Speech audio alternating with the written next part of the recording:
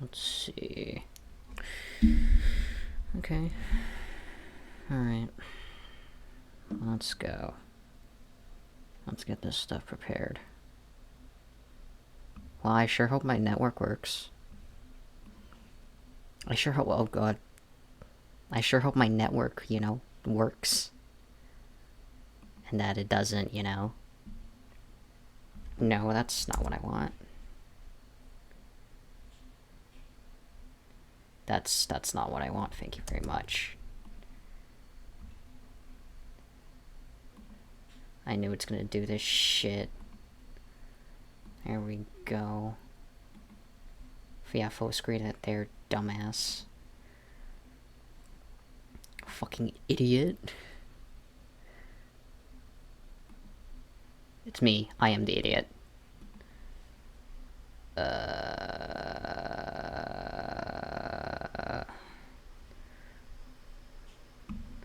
I am getting back into the hang of this. Yay. Wonderful. Yeah, perfect. Lovely. Thank you.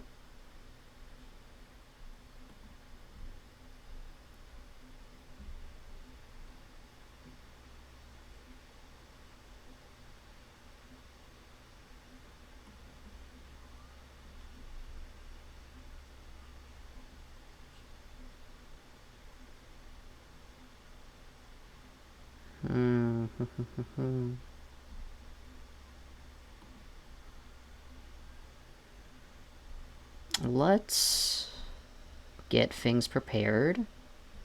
Well, me, anyway.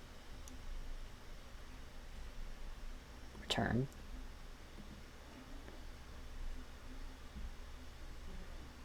Let's see if it works. Okay, there we go.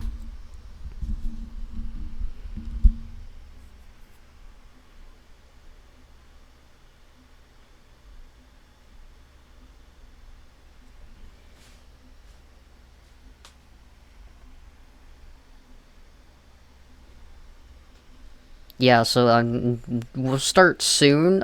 Just let me actually, you know, fix my entire stream setup, apparently. Or, you know, something.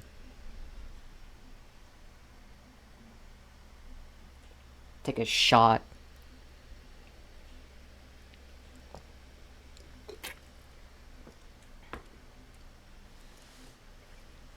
Beautiful screen. Lovely. Very good. Thank you.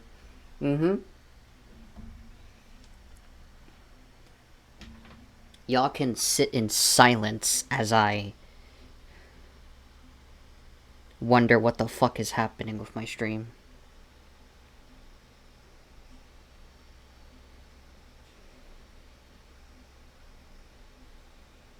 I hope you sit in silence.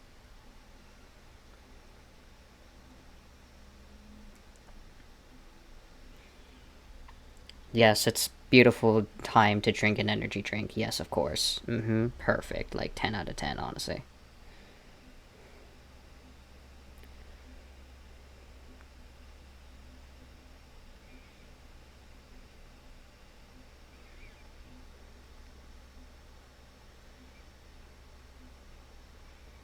Oh my fucking god, this is so fucking hilarious. Holy shit.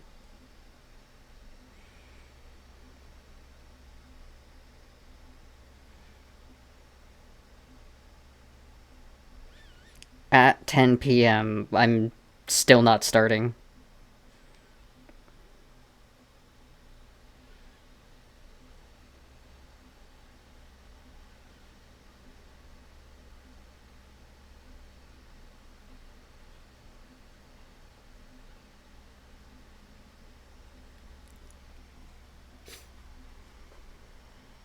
Of course, you'd be very excited for this.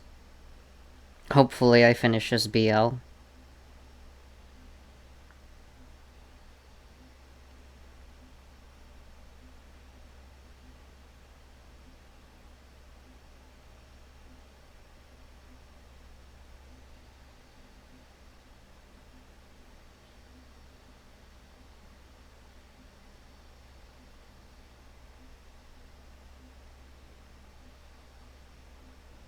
Oh, that's fine.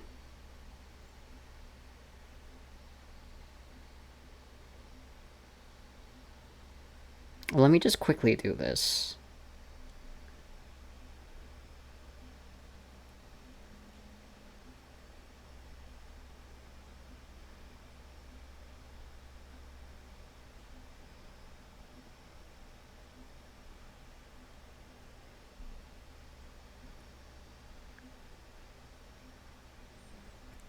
Oh, I already did this. Okay. That's great.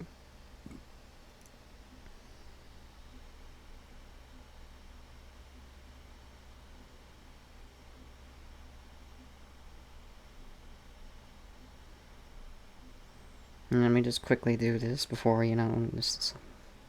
I could always just do this one fucking later, okay? Whatever.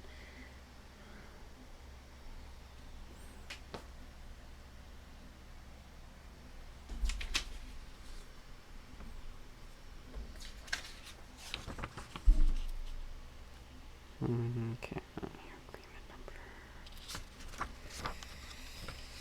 Agreement number. Okay. Cool. Thank you.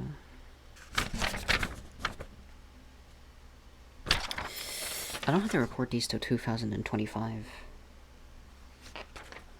That's fine.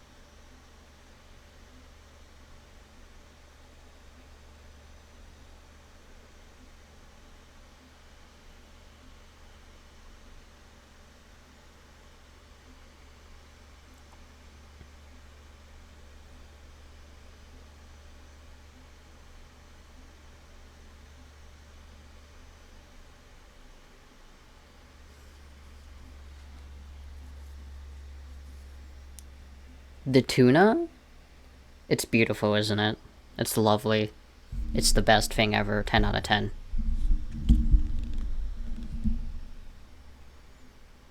Okay.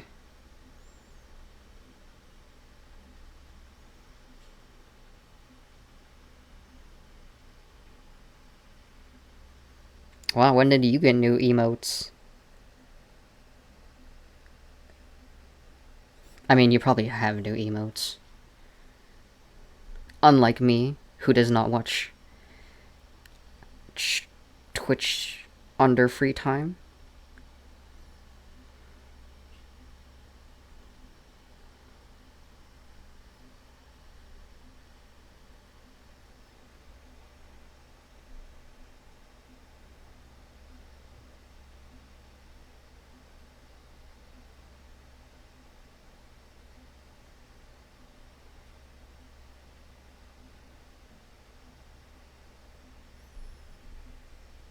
The hands are for everyone? Yeah, these hands are rated E for everyone.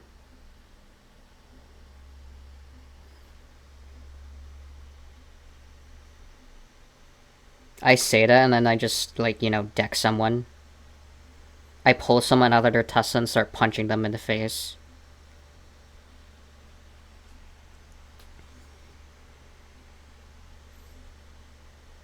These hands are rated E for everyone, bitch.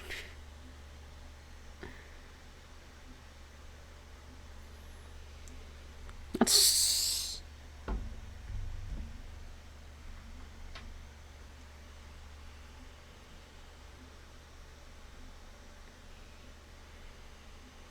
My phone has been optimized. My phone can stop. My phone can stop being optimized, you know? Like, it can, you know, just be quiet. That is a phone, anyway. Yeah, I'm severely underprepared for this, but let's go.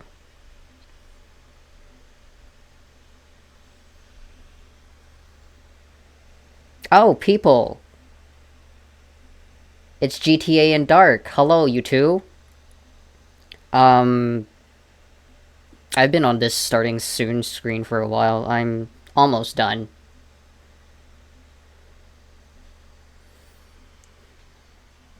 I'm almost done setting things up. It's a process. It's a process.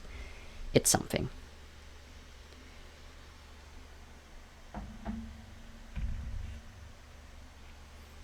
I love when you people use acronyms and I'm like smacking my brain against a wall to understand what the fuck you youngsters mean.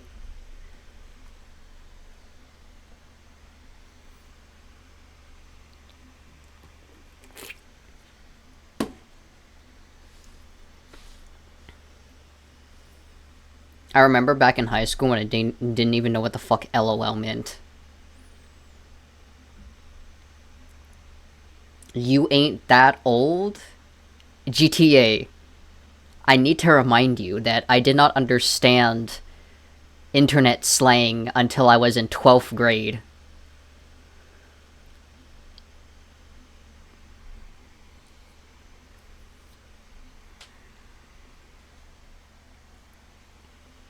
Like, you know how I still type in, like, absolute full fucking sentences in the Discord? Does that not scream old man boomer behavior to you?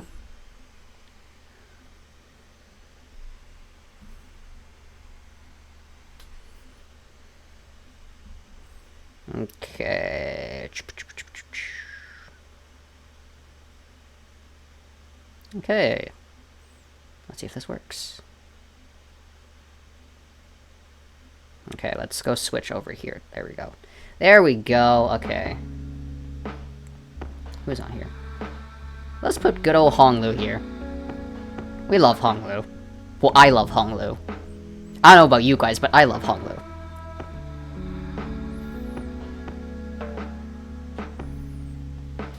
Hello, Toad. Hi. Hello, Astral. Do you give off Denji vibes from Chainsaw Man? Yeah, a little bit. A little bit. A little bit, buddy. Yeppy, oh, this game? Unfortunately, yeah, it's this game.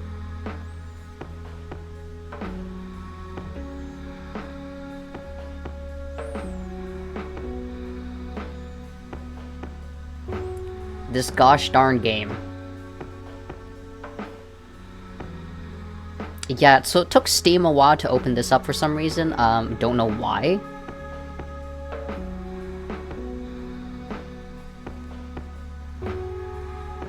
Get water and sandwich. You go do that, Dark.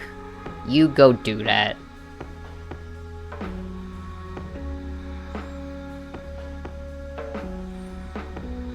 And which way are you, Denji?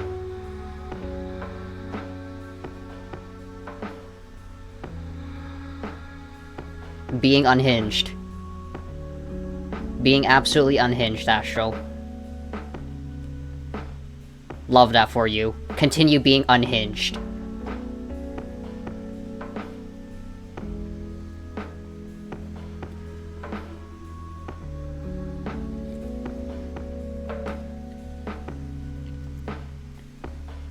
You got that unhinged behavior, and honestly, I respect that. Good on you.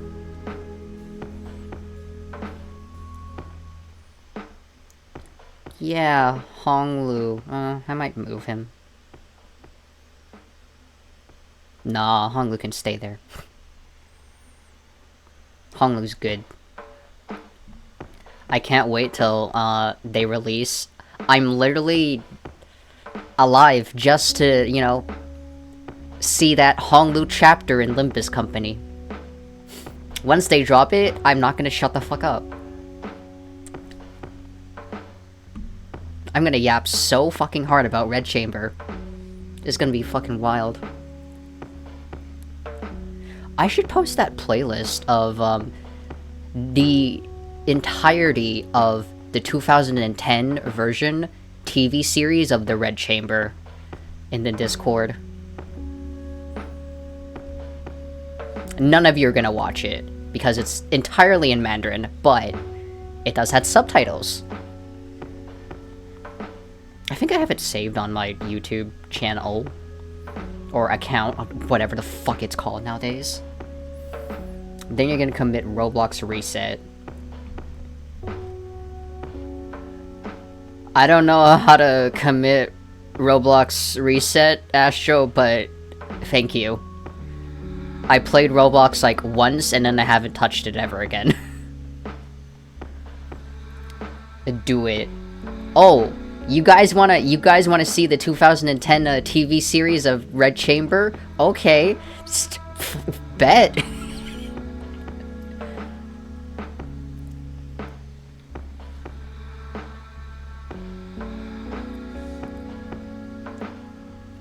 Playing Roblox earlier. Oh, that's good. Hope you guys had fun playing Roblox before this stream.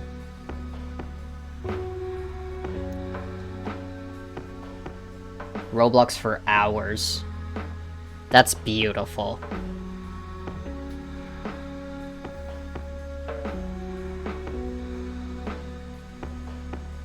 I just realized I forgot the fucking... Oh my god, I forgot to put my Roblox account in my fucking book. Shit. Do I remember my own password? Why am I asking these questions? Of course I don't.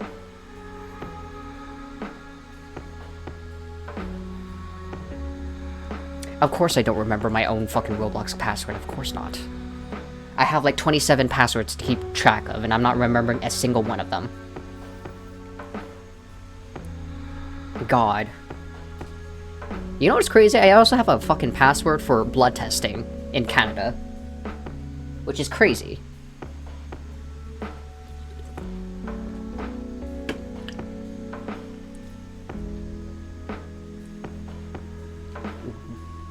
Good job.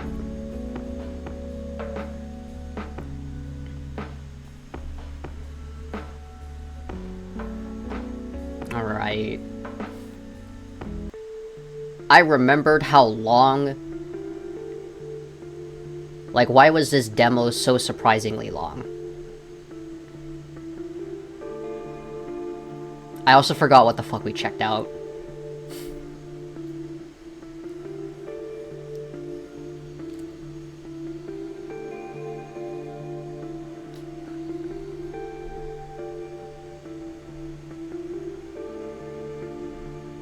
Inspect the bucket.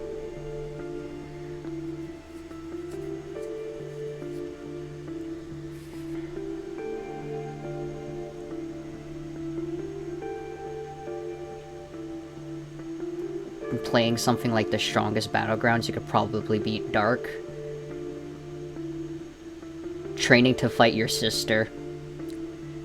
I hope your training is going well, Astral. All you remember is Alien Stage? Yo, Alien Stage took me the fuck out. Ivan from Alien Stage. Alien Stage really just took me out.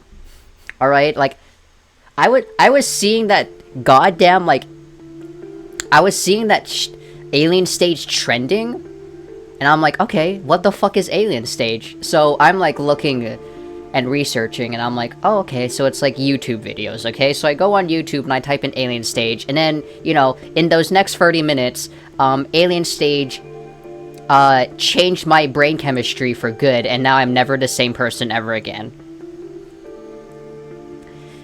Yeah, the fucking, Ivan until, Kiss, what the fuck was that? And also, Doom Diawi, let's go. We love that.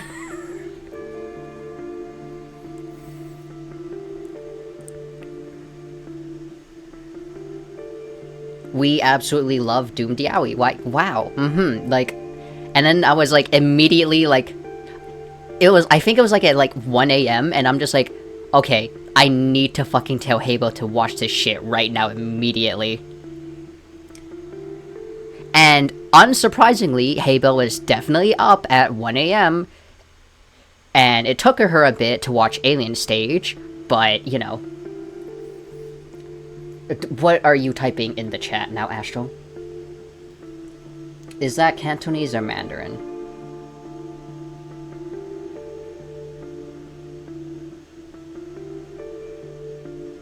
Astral, that's a mix of both. It's a mix of both.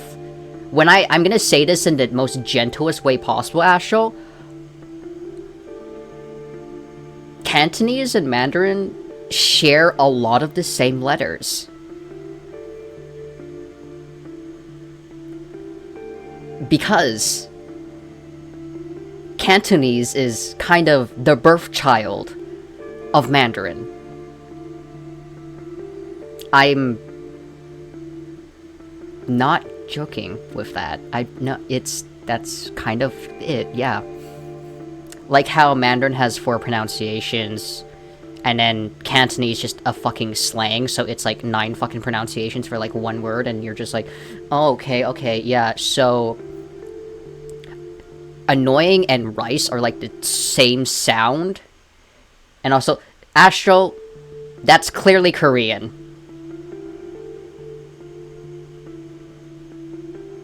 That's Korean, my guy. I am not Korean, unfortunately.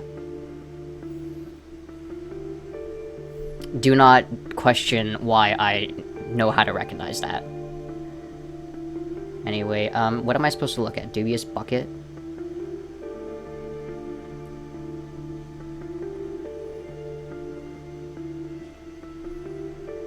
Okay.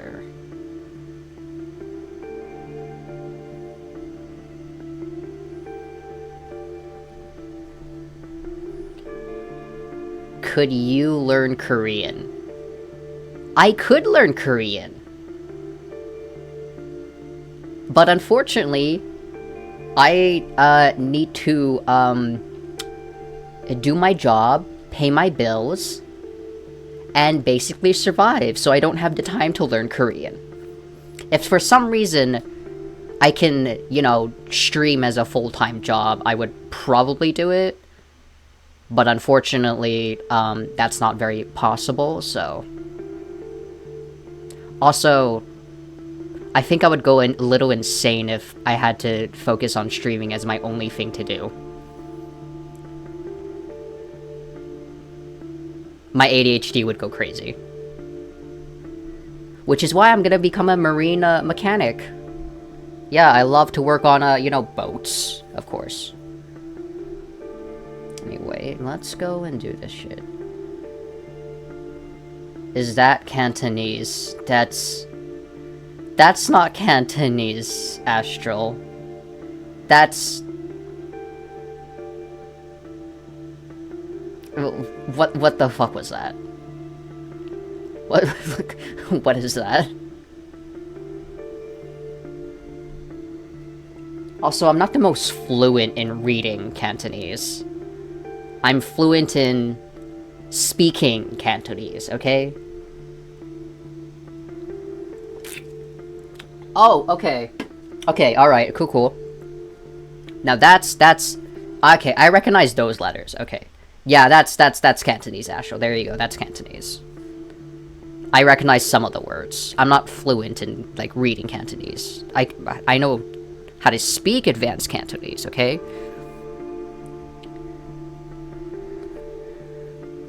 What does it say? 你覺得我識讀嗰啲字啦吓？你覺得我識讀嗰啲字啊？我梗係唔識啦。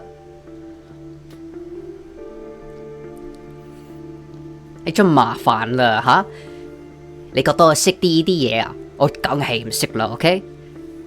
你去出街啦，你去大單車啦，你梗係唔會識呢啲嘢啊，係咪？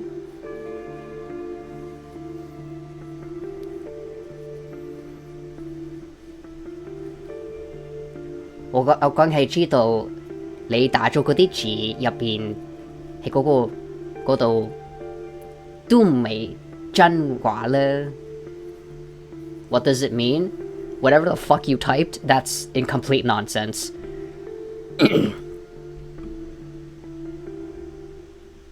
Oh shit.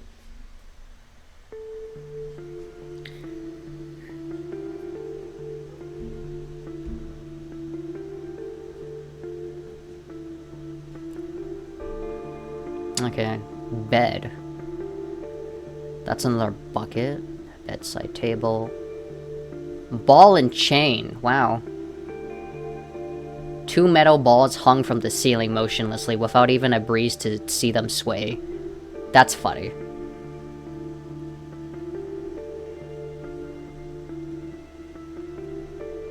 In a far-off cell, someone dragged their life-deprived body over the hard stone ground, slowed by the ball and chains strapped from their ankles. They collapsed. The last light in their eyes finally disappeared. Did someone just die?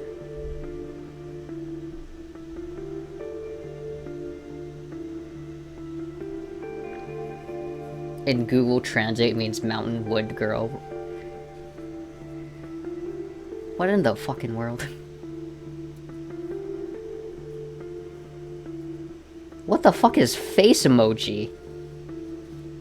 The fuck is face? What the fuck new trend are they inventing now? Oh my god.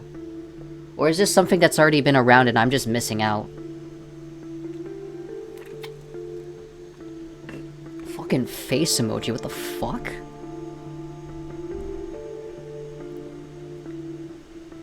Maybe this is where I belong. Okay, depressing. Alright, Noah, back with your depressing stuff. Noah knelt down to the ground by the wall, peering at something that had been scratched into the stone. Yeah, it looks like a bunch of numbers. There's something here. Let me take a look. Kneeling down by Noah's side, he glanced at the numbers marked on the wall. What exactly is that supposed to mean? Good question. Let's keep this in mind. Bars. Yeah, look at the bars. It's not like you guys can go out. You guys are stuck anyway.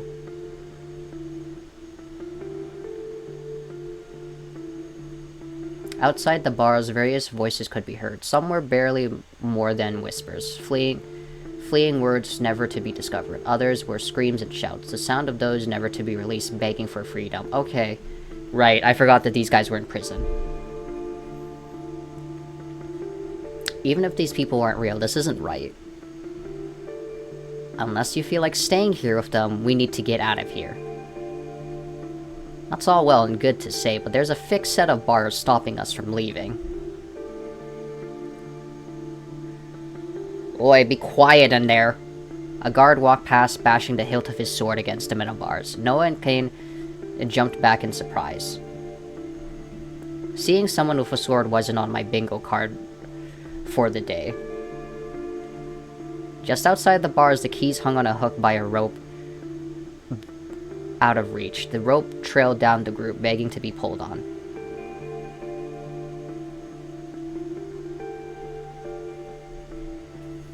Oh, if you guys aren't up for it, like, that's absolutely fine. I don't know what you guys do, but it seems like most of you have become students, so if you have the time to be on stream, go ahead, but, you know, if you need to go to sleep, get out of my stream.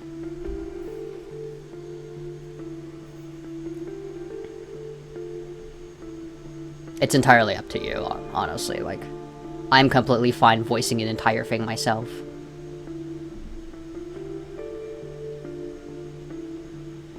Just outside the bars, blah, blah, blah. The keys are hanging right there, if we could just reach them. But your streams help me sleep. Wow, that's actually great. Good. Go to sleep, Astral.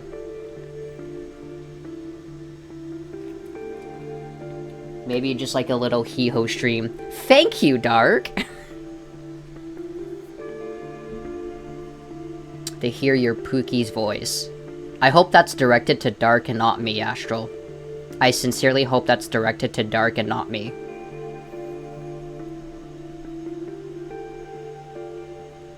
Good. That's great. Maybe there's something in here we could use to grab it. I suppose it'd be more difficult than that, though. Hey, what's that? Kane pointed towards the ground outside of the bars, where a piece of paper sat. That wasn't there before. Quickly, grab it. Paper? Yeah, it just suddenly appears. Okay, thanks. Looking back and forth quickly for any more guards, Noah appeared at the paper that had been dropped outside the cell. Can he not reach his fucking hand out and, like, grab it? The bars are not that enclosed. When you say Pookie, you mean Dark. I knew that. Stretching his arm between the metal bars, Noah reached out far enough to touch it with his fingertips. Kyan watched over his shoulder, inspecting the newly acquired item. Oh, yes! I totally can read that. It's a schedule? Looks like it. 7 till 1, 4 till 8, 2 till 6, 1 till 7. But who knows what time it is now anyway? Maybe it means something. Let's just hope the guards won't be breathing down our necks while we're trying to, you know, escape. Beyond the barrier keeping the free inside the cells from freedom, a hollow noise sounded. Metallic in nature, a shiver ran down Noah's back as it echoed through the prison, the source unknown. Yeah. For now, let's just take another look around. A bed. Box with buttons. Ball and chain. Do I look at this? Clink of metal on metal continued in the background, ever present. Somewhere in the prison, a whip dug into the flesh of an inmate. Their scream was audible. Oh, wow, okay. Month-old sweat marks littered the dirty bedding, soon to be lost in the abyss between dreams destined to only ever hold one. And that's probably a good thing, too. Next time, dream up a cleaner bed. Nothing. Don't worry about it. Decided to dig around in his bed after all? No. I think I'll leave that to the experts. Namely you. Box of buttons. Wow.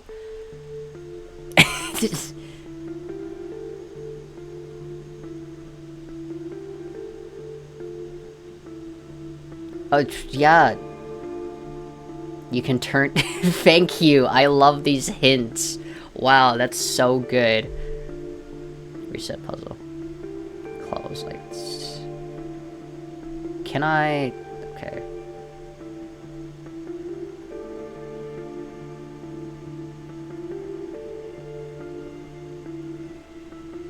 His hand's skeptical. No use throwing it back out there, I suppose. I'm gonna guess this piece of paper is for that stupid-ass box. Kyan stared down at the piece of paper in his hands, his eyes following the letters closely. It's so strange, isn't it? What is? These names, these people, they're not even real, but they still exist here. I can't wrap my head around it. You'll get used to it. But sometimes even I can't tell the difference between what's real or fake. Hey, Noah. Yeah? Have you ever... Maybe it doesn't matter. Just spit it out already. Have you ever seen anyone you know here? Not for a long time. Sorry. Can I, you know, just... It's okay, it's the same thing, okay.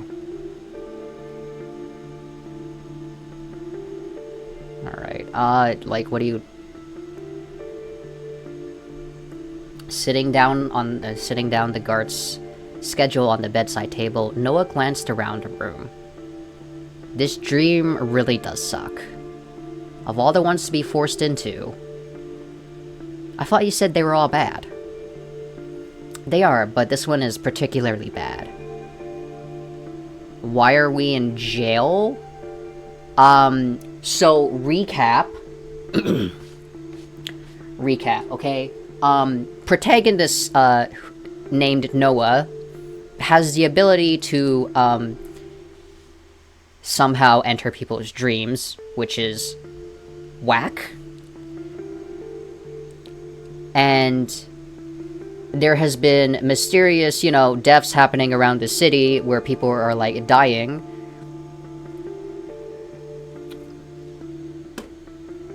And in the beginning of the prologue, Noah is literally depressed as fuck.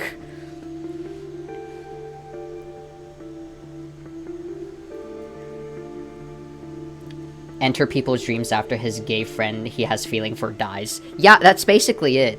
Thank you, GTA. Okay, screwdriver. What the fuck, like... Oh, yes, use the screwdriver on the box of buttons, yes. Rotating the box, Noah carefully checked for anything suspicious. Nothing. He could be at least imagining these puzzles a little more easily cheated. Wouldn't that be nice?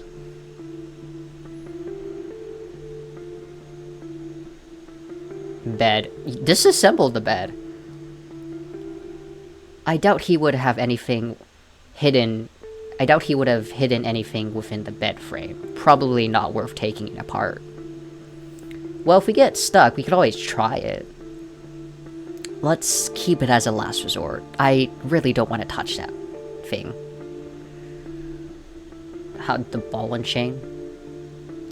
I wonder if I could take down these weights. What for? If all else fails, we could just break down a wall.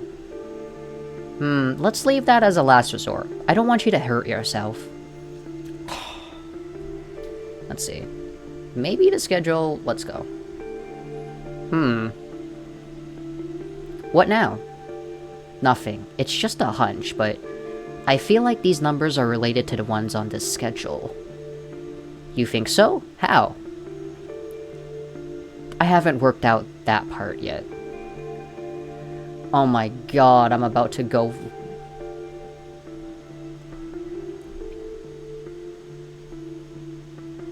Okay.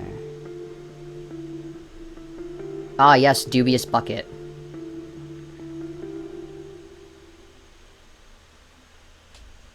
Enter people's dreams after his... With his screwdriver in one hand and his will to live very quickly diminishing, Noah turned towards the bucket. When the gay sex... I have no idea, Astral. Also, this is a demo, so I don't think the gay sex is anywhere in the demo. Have any of you done an escape room before? I actually have, Dark. I have. I was completely fucking useless. Except for moving several bookshelves in the escape room. My two friends, the teacher student and the nurse student, we were doing an escape room together, the three of us.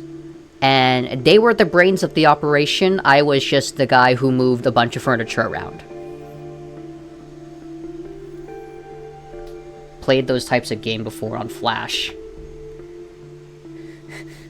And when I was a kid, I was busy, playing sports. Especially baseball. I guess there's no choice. Oh shit, he's actually gonna do it. What's the plan here? Unscrew it? And let the continents spill all over the floor? No. I'm just gonna check if there's actually anything in there.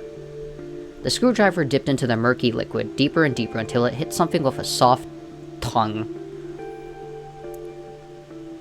There's something in there. Oh? But I'm still not sticking my bare hands in that thing. I don't know what's in there. I think I could take a guess. Please don't.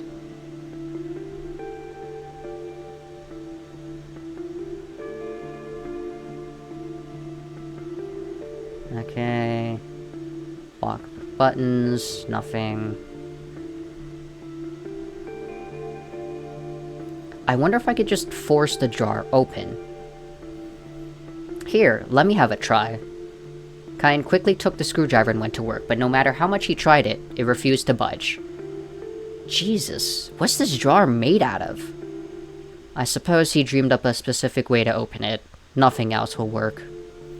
Fine, let's keep looking.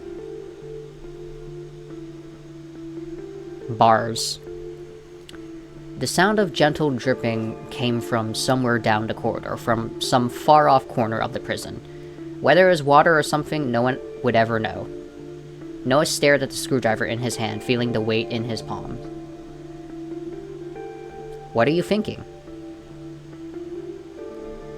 You still good at sport? Noah, the last time I did any sport was years ago. Right. You want to throw the screwdriver and hope you knock down the keys? Honestly, I don't know what I was thinking. We might need the screwdriver somewhere else. If it came down to it, I'll give it a shot later, okay? Okay. It seems like... Noah knelt down the engravings again, his thumb passing over the indents. You would think a teacher would know not to vandalize things. He probably sat there and chipped away at the wall with the screwdriver slowly over time. Or it was already there when the dream started, who knows. It's been a long time since I last saw him. Yeah, me too. I wonder if he still teaches. I heard he quit after, you know... You can just say it. After he was fired because of me. It wasn't your fault. He started it with what he did. He got what he deserved. Do you ever wish something worse happened to him? Always. Noah. You know, you never told me what he said to your parents.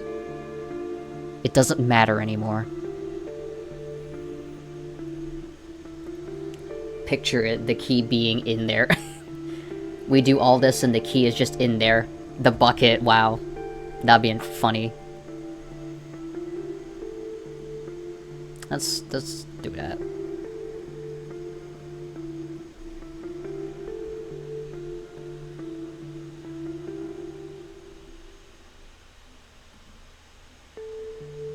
This dream really does suck. Of all the ones be forced in. I thought you said they were all bad. Okay, let's see.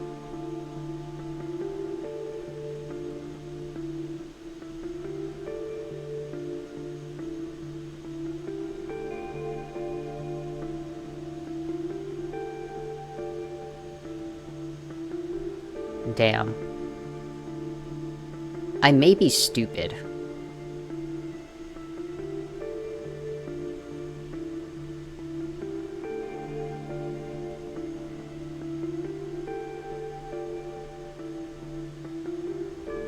Clear selection.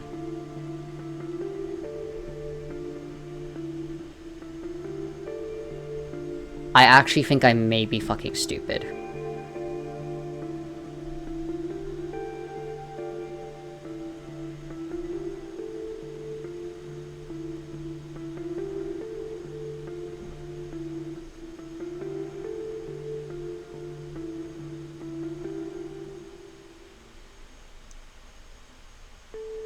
Yeah, that totally makes so much sense to me. I'm a very smart person. Thank you.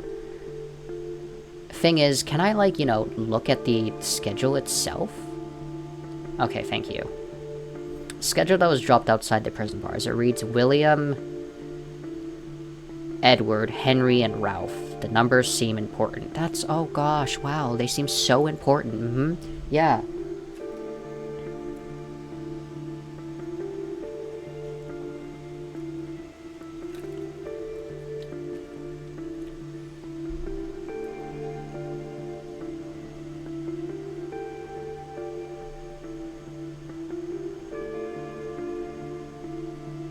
Oh yeah, these numbers are so important, dude.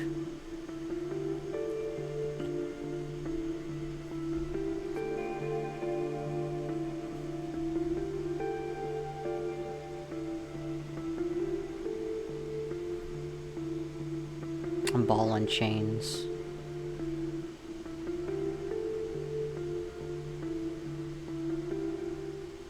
Okay. This dubious bucket. Let's get the screwdriver.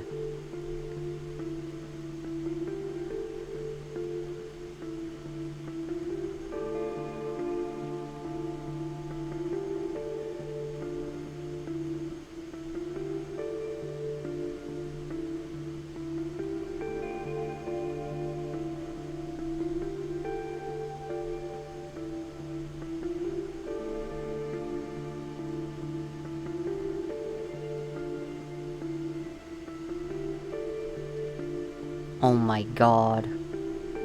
I think I'm actually stuck.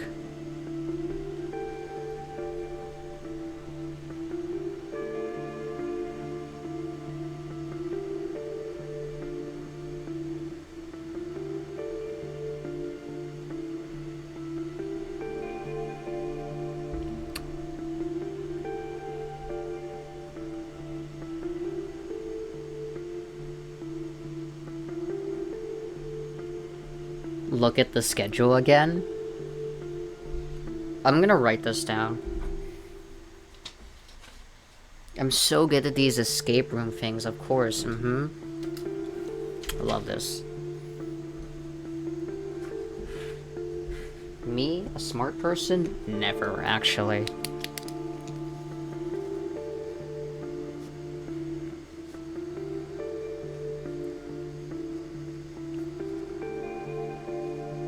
Also, fucking Edward? Wow. Cringe-ass name. Rest in peace to all the Edwards out there. Could never be me. Never naming myself fucking Edward. Do you require assistance? Possibly, yes.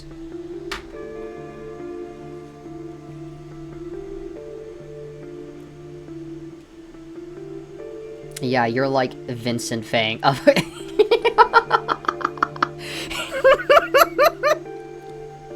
Fucking Vincent, dang. That's hilarious. That's so fucking funny. That's actually hilarious. So many people have been saying that I should have named myself fucking Vincent Fang. Personally, I think Vincent is a smart academic name, which is why I did not name myself that. Vroom Fang. Wow, I was just really destined to be a car mechanic, wasn't I? Even though I fucking hate working on cars.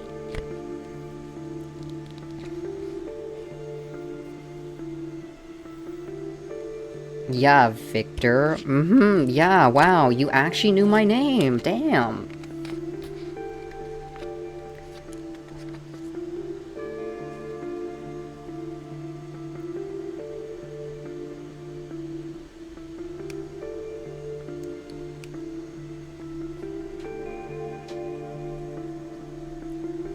Is it actually? Yes, my name is Victor GTA.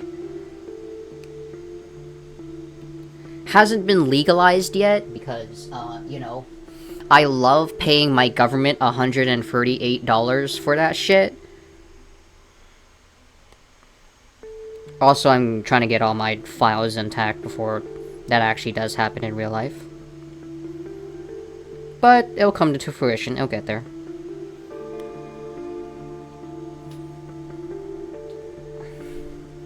I think William is last, because the last button is moon and 7-1 sounds like night. Yeah, I was thinking that the numbers mean, like, time of day. Because 7 to 1's, like, you know... sun... whatever, sun... What is it called? Dawn? That's what it's called, right?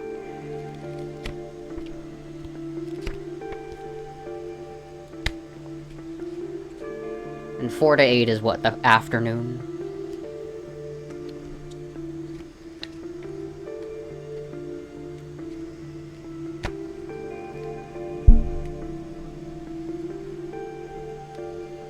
Is it the number you get when you add them?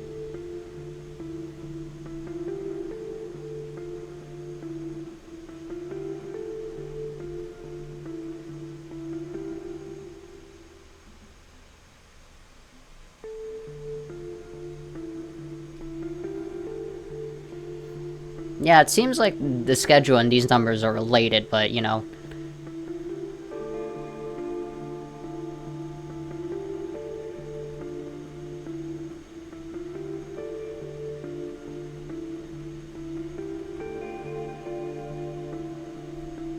Inspect the dubious bucket with this. Yes, of course, let's go. So Noah, what? Kine balled up the piece of paper in his hand, a habit of his when he became anxious about something. I was just thinking, you know? No, I don't know. I was just thinking that it's nice to see you a little more active. What's that supposed to mean? I just meant that this is the first time you left your house in how long? And? That's none of your business. I'm just happy, alright? I wanted this for you for so long. For me to be stuck in a prison, chatting over a dirty bucket? Well, not exactly. Still, it's a step in the right direction. Yeah, whatever. I didn't have a choice this time, but I won't be doing this again. But why not? I don't want to move on. Noah, I'm not saying you have to move on completely or forget about him, but I said I don't want to. Right. Damn, okay.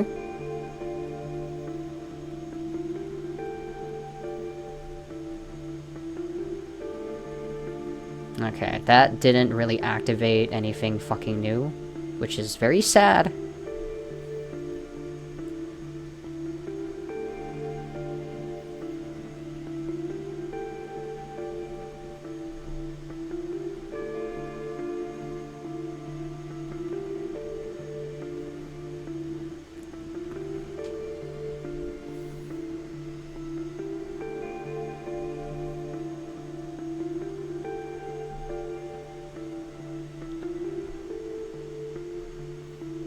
There's really nothing else.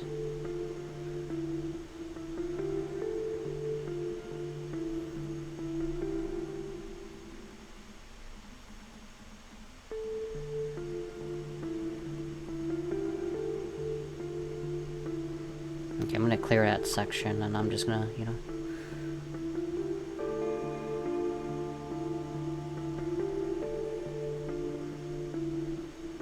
Ah, yes, the dubious bucket.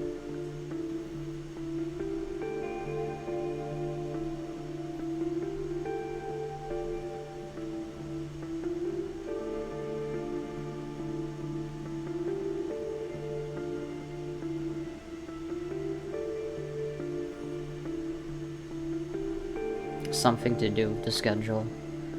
There's 4 names, but there's only, like, you know, 2 things. Weird. Love that for me. I may be stupid. Just kidding.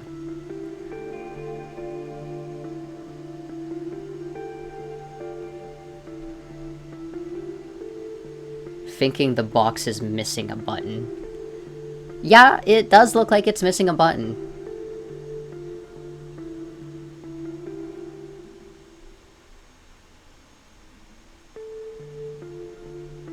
Gotta take down these weights.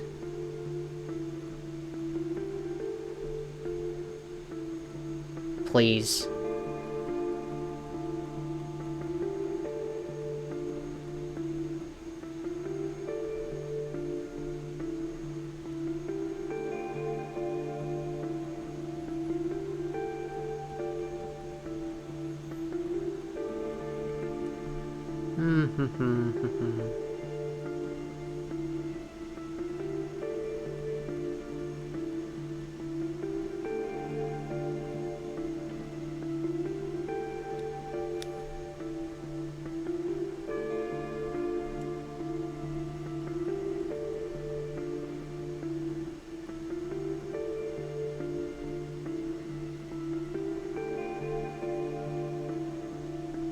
Yeah, so nothing with the screwdriver, which is just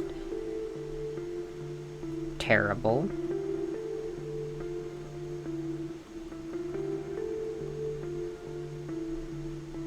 That doesn't really activate anything. Can we knock over the fucking bucket? Like, there's like, you know, stab Kyan. That would be funny. There has to be something else that I'm just missing that I haven't clicked yet.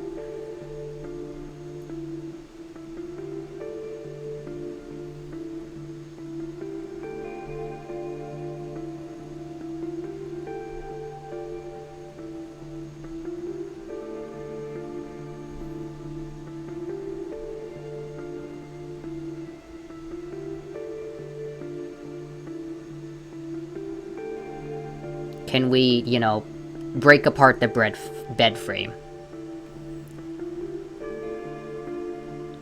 Stick it as a last resort. What's something I haven't done yet?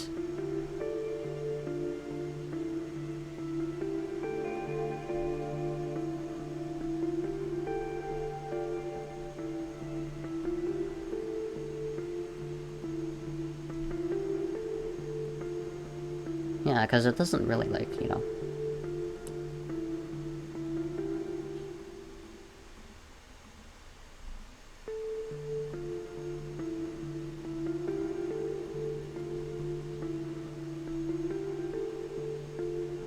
Imagine you already did the bowl cup.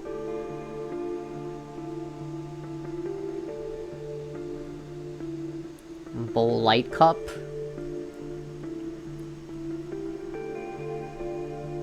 Yeah, because for some reason, these aren't, like, separate things. This entirely counts as, like, you know, the bedside table.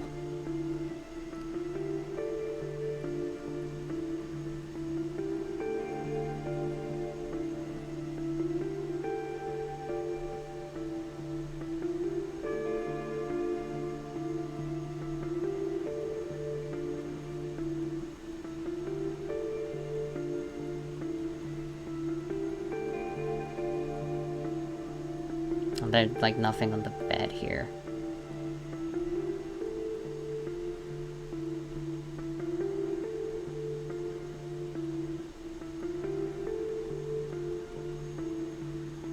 I think I already went through most of this dialogue.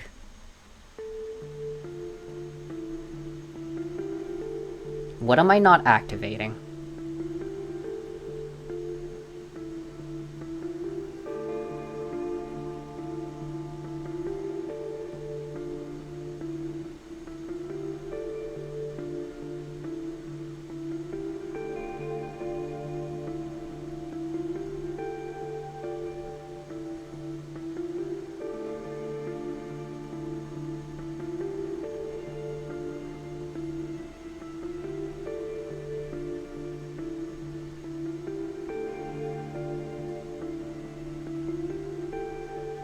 There's something I haven't activated here, which is just fucking great.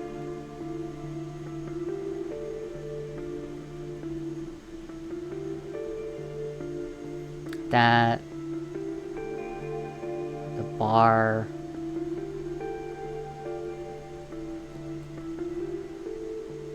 Bed chain... I actually think I might be just stupid.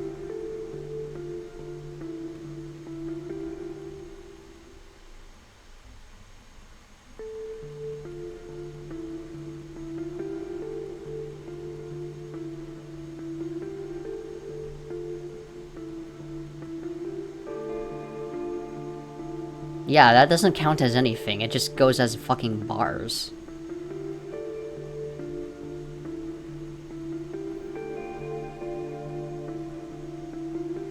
Alright, I'm actually, like, stuck. Can you interact with the light?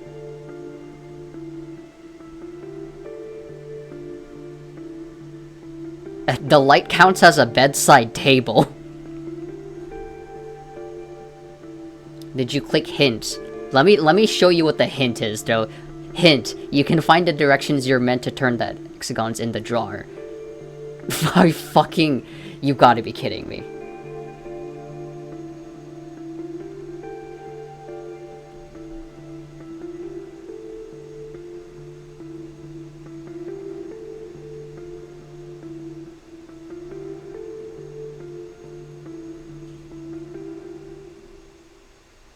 I swear, come on.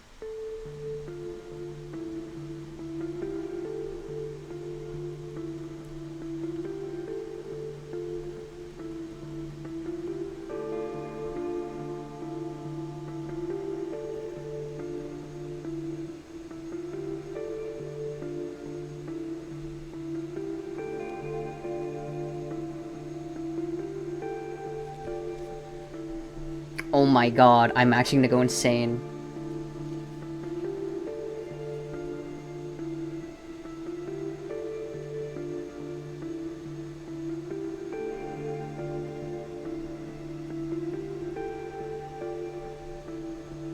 Very top right behind the ball. Examine the loose brick holding nothing.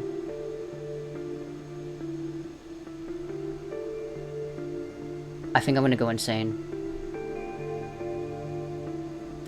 I'm going to actually go insane! Holy fuck! The room was cold, chilling with inhabitants down to their bones. The cool stone of the walls reminded them that they weren't welcomed. I'm going to fucking lose my mind. Noah reached up and ran his fingers over them, freezing to the touch. The moisture clung to his skin. It just felt as lifelike as I remember. You said you're used to this a lot, didn't you? Are they always like this? Like what? So hostile? I thought I saw the people around me at their worst. I thought I knew to some extent how unwanted I was. As it turned out, that was only a fraction of how they really felt. The truths people kept to themselves, the secrets they hold, the way people truly think about you. You'll find them all here. So yes, they're all like this in a way. Noah, not everyone is like that. Everyone that's left is like that. A stone shifted beneath Noah's palm as he ran his hand across the dark gray wall. This stone is loose. Can you pull it out? No, it's still too heavy. There must be something around we could use to break it. I'm gonna fucking kill you people.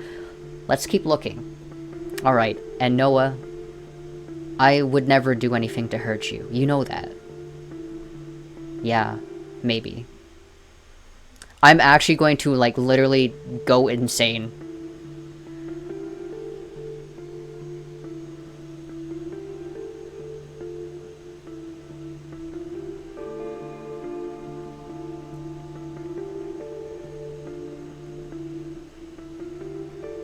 So that's how it is. How what is? The ball and chains hanging from the ceiling. They line up perfectly with that loose brick.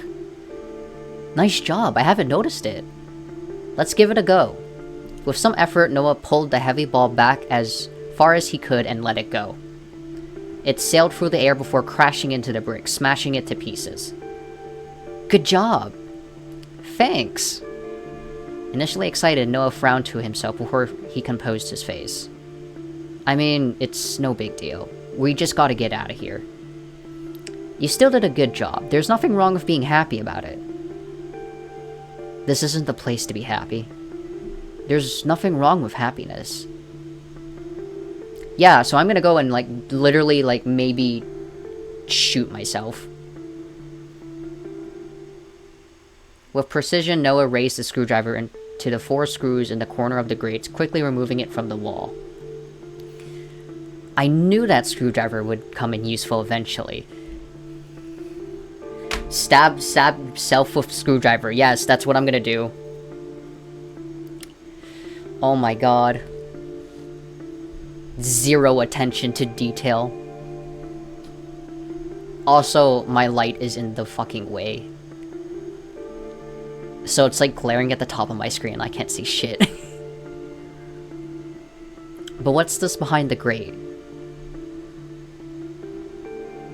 Noah stared at the unknown item that he uncovered behind the grate, screwdriver still in hand. He raised it, almost as if he was protecting himself.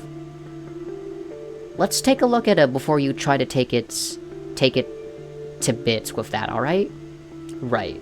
If you're worried, I can take a look. No, it's fine. I'll take a look.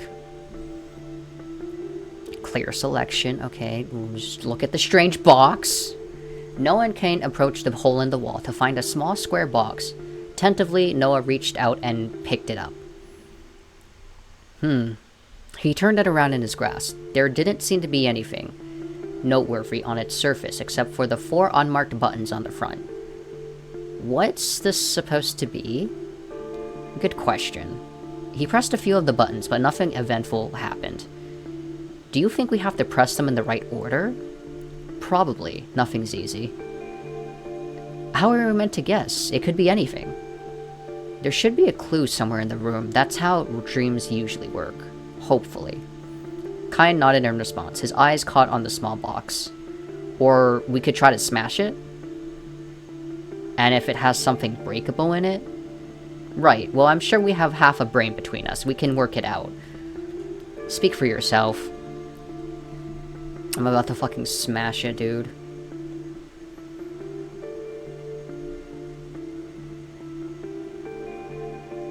He gripped the screwdriver that Kane had found, ready to use it if he could. Any luck? Nope, this doesn't seem to be any screws on it. Nothing except the 4 buttons on the front. Where there's a puzzle, there must be an answer. Let's keep thinking about it. I don't want to think. Noah stared hard at the numbers that graced the guard's schedule, his eyes almost boring holes into the sheet of old parchment. This must be connected.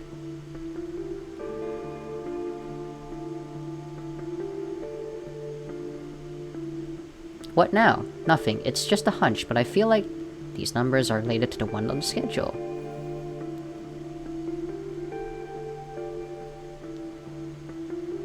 Okay.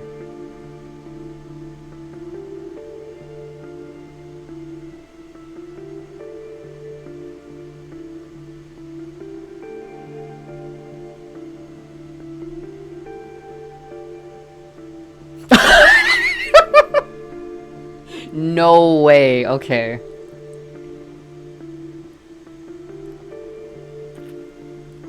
They just give it to you. I somehow need to open that, though. Can I, like, open this?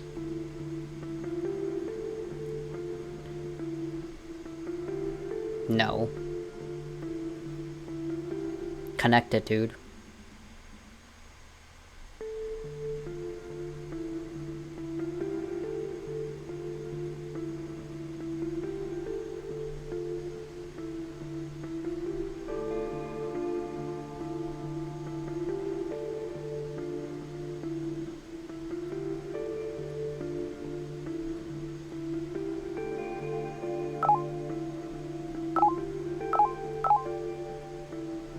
Yeah,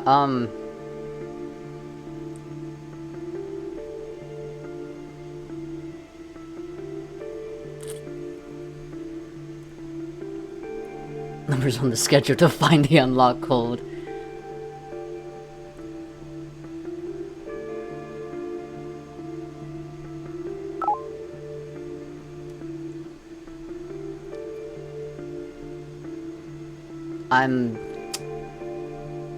I just gotta tell you right now that nothing's really popping up.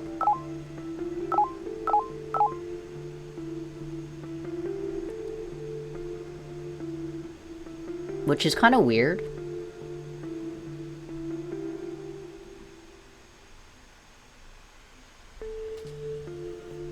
Look at the schedule. I should use the schedule.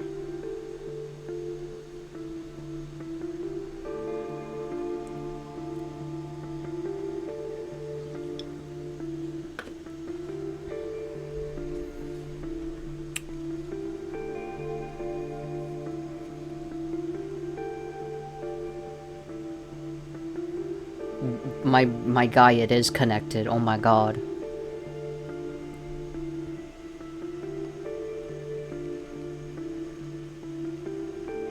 You add the numbers and then the answer is how long you hold the buttons?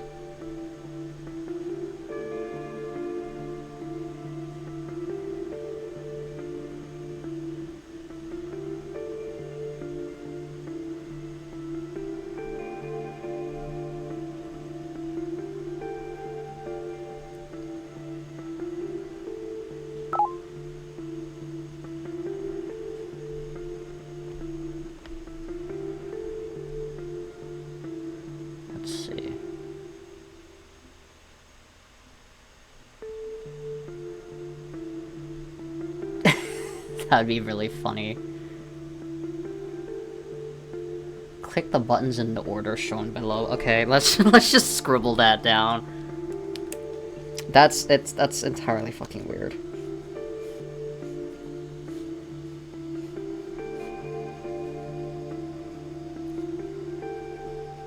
Do you want me to click it that many times? Is that what you're telling me? Because that's kind of excessive, actually, if I think about it.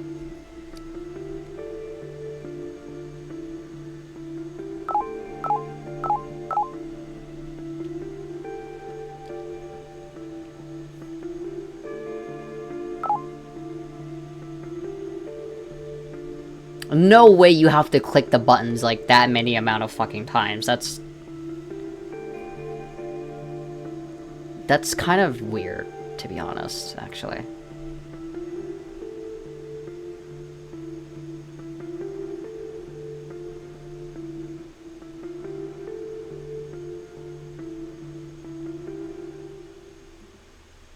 You actually want me to click it like 18 times? Is that it? I'm gonna be honest with you, that's...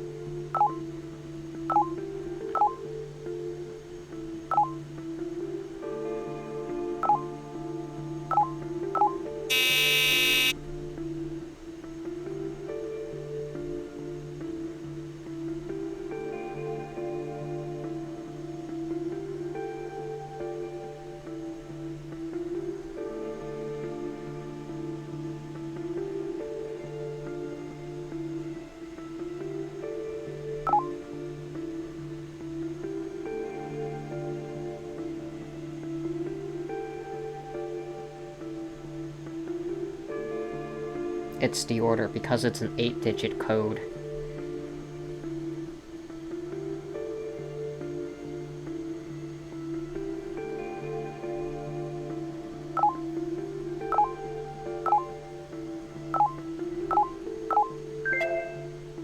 I see.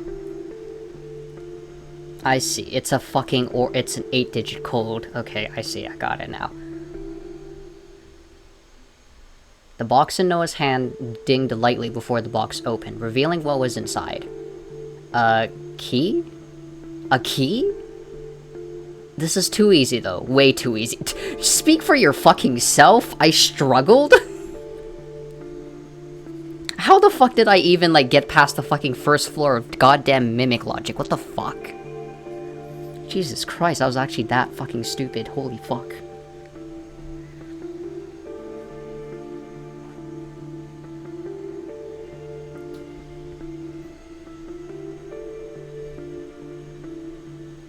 What do you mean? Noah stared at it, untrusting. Seriously, sometimes things can just be easy. Come on, this is something to celebrate about. I guess so. Fine, let's try it out. A sigh escaped Noah's lips as he rubbed the back of his neck, eyes darting away from Kine. Is something wrong? No, nothing's wrong. It's just... it doesn't matter. Don't leave me hanging like that. Thanks for being here, I guess. A look of surprise across Kine's face at Noah's honest words.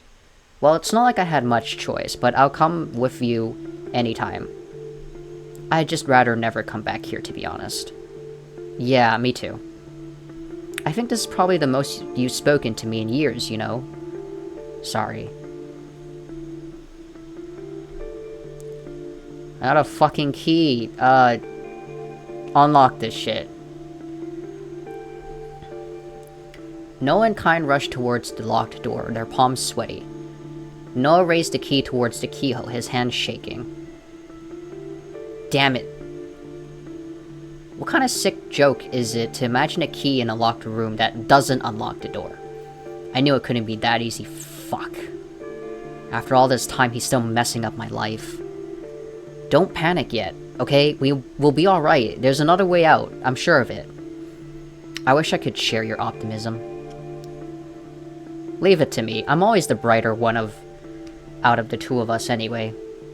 You just stay over there in your pessimistic corner, alright? A shuffling sound came from behind the two figures. They both turned in surprise. The man chained to the ground looked up for the first time since they'd arrived. He stared directly at Noah, his gaze unwavering. His eyes were red and swollen. Just looking at him filled one with an undeserved sense of guilt. Mr. Floyd, oh my god. Noah. Huh? What do you want? I've wanted to talk to you all. All this time. Mid-sentence, tears began to run down his face again. His voice was fractured and broken, a reflection of the man he had become. Don't pay too much attention to him. He's a little far off now. There's nothing for us to talk about anyway. It wasn't me. The key slipped in with a soft click before opening. Of course it opens the drawer. Maybe there would be another key inside? Only one way to find out.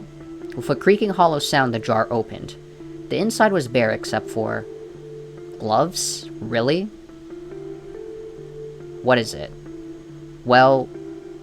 Kyne scratched at his face awkwardly, his gaze facing away.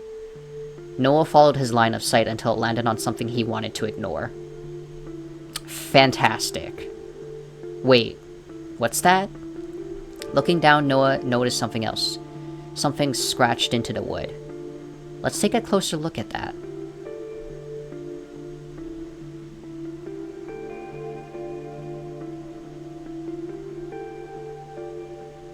You've got to be kidding me. I'm gonna lose my mind.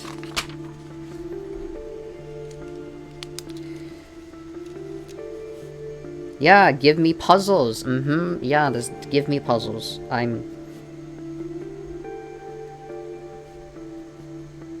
How am I passing this? I'm gonna write this down.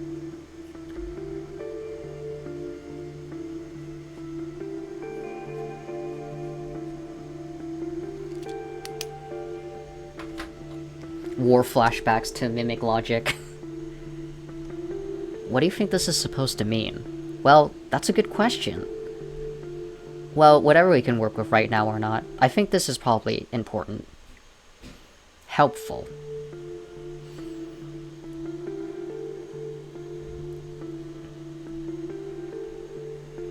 How was Mimic Logic?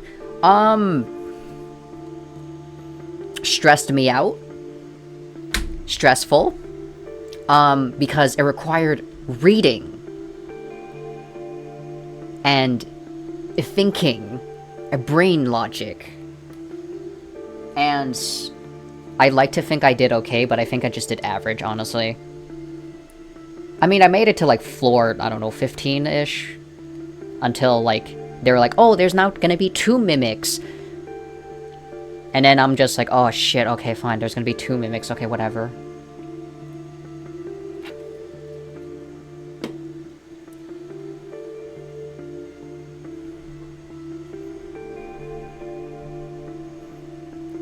Answer is bottom left, top left, bottom right. Oh my gosh. If you haven't done that already. The metal grate?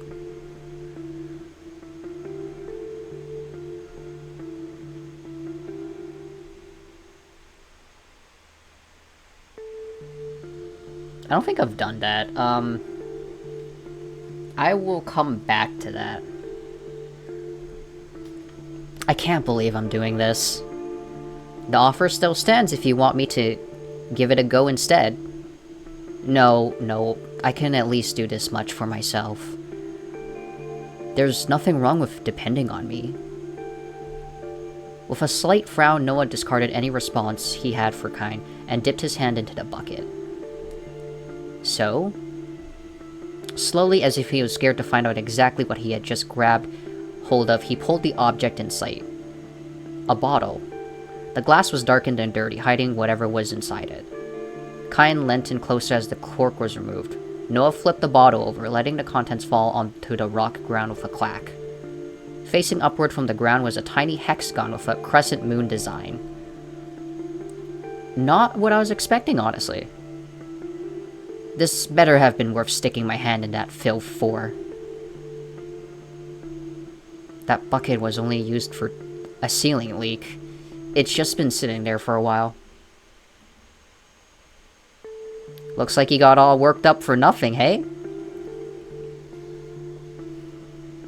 The 8-digit code? Oh, yeah, I figured it out. Once GTA said it was an 8-digit code, and I was like, oh shit, okay. Alright, I'm gonna clear that. Like, the numbers confused me, but then I got reminded that it was actually just an 8-digit code, and I'm just supposed to click it in the 1, 2, 3, 4, 5 order, you know? The puzzle piece locked into place alongside the others, waiting to be turned. Well, that's that fixed. Wow, cool, great. Turn the hexagons the following way. Left twice, right twice, left once, right twice. What the fuck? Okay.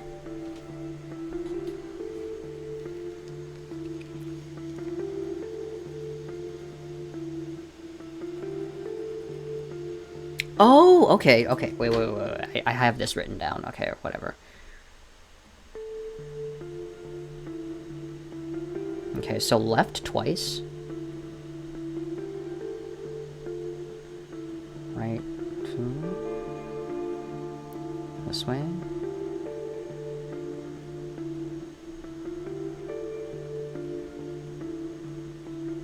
Okay, there we go. The 4 buttons locked in place with a click. Kinda Noah leant over it, waiting for something to happen. It's not really as satisfying as that other puzzle, is it? Maybe if it made a noise. Well, it doesn't matter. Let's just see what's inside this thing. A candle? Interesting. Noah. Noah froze in place. That voice. That same voice. It never changed. Noah, you don't have to talk to him if you don't want to. I don't have much choice if I want to get out of here. What is it? I didn't mean to. All this time I just wanted to see you again. Well, here I am, and this means nothing, because this isn't really you. You're acting sorry for yourself, that's it. That's all. Do you think you're the victim here? Do you think I have to forgive you just because you want me to? No, I'd rather you sit there and feel sorry for yourself. Don't bother talking to me unless you're going to help us leave. Okay, close. Well, I got a candle out of that.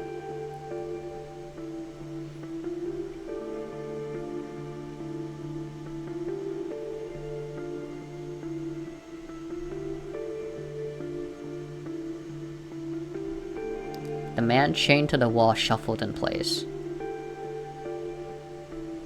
Metal scraped against the stone, a sound so jarring and discomforting that Kyne couldn't help but shift from foot to foot. As Noah turned towards the sound, a scene came to mind. Outside, the sun high in the sky, someone stood at the front of a classroom, writing something on a whiteboard. He tapped his pen against the desk as the teacher's voice became background noise. He glanced to the side. A boy with blonde hair and round glasses glanced back at him, then smiled. The scene fell away into nothingness, and in its place was his childhood teacher, huddled on the floor, completely alone. Noah turned away from the shell of a man to the bedside table. On it, bolted down, was a small lantern. He quickly dipped his candle in it, lighting the wick immediately. The flame flickered from side to side. Noah's breath caught in his throat. Freedom. How is that freedom, my guy? Lit candle. Do I set fire to the bed? Oh, set fire to the bed. Noah and Kyne walked around the bed, their eyes wandering over the room. Cold, unfriendly, the aura of a space of those that were just waiting for death to come. Noah's eyes went to his old teacher, who didn't look a day older than he remembered. Whether this death comes from him or not, I don't care. Noah?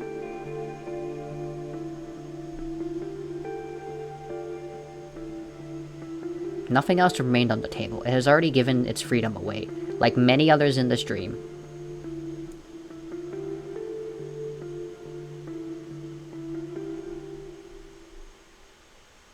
Wall engravings. Strained. I wish you told me about all of this back then. What difference would that have made? None, probably. I might not have even believed you, but I thought you'd be able to depend on me for anything. This isn't a burden I wanted to put on you. Did you tell him? Why do you care who I told what? I didn't mean it like that. I'm sorry. Let's just get out of here. Okay, now you can just select the bed. Bars. This is it. What is what? What are you doing? This is our only choice. Look. Noah pointed towards the key which hung from a thin rope that fell to the stone ground. Around it, some kind of dark liquid. You're going to bet everything on throwing a candle towards a rope? Don't you think that looks like oil? If it catches on fire and the key drops to the ground, we should be able to reach it. Right. Alright. I trust you. Let's do this. Noah swallowed hard. Calming his shaking hand, he held tight to the lit candle, sizing it up just how far he had to throw it. And there. Gently as to not put it out before it even reached the rope, Noah tossed it towards the key. In an instant, the puddle of oil went up in flames, and the rope quickly followed suit. Moments later, the key fell to the stone floor with a clang, almost bouncing towards Noah. He reached between the bars as far as he could, to the point where his shoulder arched from being pressed into the hard metal. And finally, it was in his grasp. A key made of dark rusted metal sat against his palm. He clutched it to his chest. Yes! You got it? As he stood from the ground, Kyne wrapped an arm over Noah's shoulders, pulling him close and almost ruffling his hair. I never doubted you for a second. Bullshit. Hey, get off me. Something about the scene playing out in a dimly lit, dirty prison inside a dream made Noah feel nostalgic. Like nothing had ever changed. Like he was a school kid with all the hopes of the future ahead of him. His smile fell from his face as the weight of the future of his present suddenly weighed on him. This feeling, this nostalgia. How could he feel it? How could he dare to feel it? To feel happiness? He pulled away from Kyne and brushed his clothes. Come on, I'll unlock his chains. Noah, Kyne, who was smiling alongside Noah, also paused in his excitement. He scratched the back of his head, as if embarrassed of his sudden outburst. Right, that's why we're here anyway. Can we throw it against Floyd? If the option stands, sure, let's go. We can always just save before we do it. It's time to go, Mr. Floyd. Can I really leave? Noah knelt down and quickly unlocked the chain that held the man down. His wrists were bloody and bruised. Yes, it's time to leave. For reasons unknown to even himself, Noah reached out to help his old teacher from the ground. Mr. Floyd's face was filled with emotions, none of which seemed to win over the others. His mouth opened and closed, then opened and closed once again. He had something to say. He had many things to say, but nothing escaped his lips. Noah turned his back to the man and walked towards the locked door. The key slid effortlessly into the lock and the door opened. At the same time, the world began to fall apart around them. The walls fell, the floors cracked, and the cell shook as if it wanted to tear itself apart from reality. Mr. Floyd looked as he was reaching out to Noah. His mouth opened, but no words came out as he disappeared too. Noah grabbed Kyne's hand. Run! We gotta go! What's happening? This dream is falling apart. We don't have long. We need to get outside. Hand in hand, two ran through the twisting corridors, searching for the light that would be their savior as the world rumbled around them. The booms echoed throughout the building, so loud they could feel it in their very core. Kyne's hand and Noah's felt sweaty. Noah was sure his felt the same. His legs burnt. His muscles screamed out in pain, begging for relief. When had been the last time he run like this? Probably after. There, the door! They sprung out of the door into the world outside, just in time to watch the entire castle fall down into a heap, then get sucked out of existence. The world outside looked much the same as when they first arrived, but soon it wouldn't. Soon it would too collapse and disappear. A fleeting dream that could never truly exist. Shit. Let's go. How do we get out of here? If we go back where we came, there should be a way. The two turned to leave. but someone stood in their way. A man with blonde hair and deep green eyes. Damn, holy shit! Coughs and dies. This is probably the dream version of the dead guy. The two men froze. Their mouths hung open with surprise, and their eyes were so wide it wouldn't have been a surprise to either of them if they simply burst out of their heads. The man smiled softly, a sweet smile that reminded one of a sunflower in full bloom. A sweet smile that could only belong to one person. August? He looked at Noah with sadness in his eyes. Noah had a million questions running through his mind, a million things he wanted to say, a million things he wanted to do. But his mouth wouldn't cooperate. He couldn't say a single word. How many times had he gone over a situation like this in his head? How many speeches had he prepared were he to ever see August again? Tears formed in the corner of his eyes. Kyne continued to stare, deep in confusion. Who? How? Is he a part of the dream? Mr. Floyd knew him well, so it wouldn't be a surprise. But he looked so whole, so real. Who are you? My name is Crow. Who are you? He waited for those he wished for so dearly. For him to be real. For him to be August. I'm a nobody. Just a wanderer. You two had best been going before you ceased to exist along with the rest of this world. The boy named Crow smiled at them, the same gentle smile that Noah knew so well. He wanted to run back to him, to ask those million questions, but instead he felt a tug at his hand. Kyne.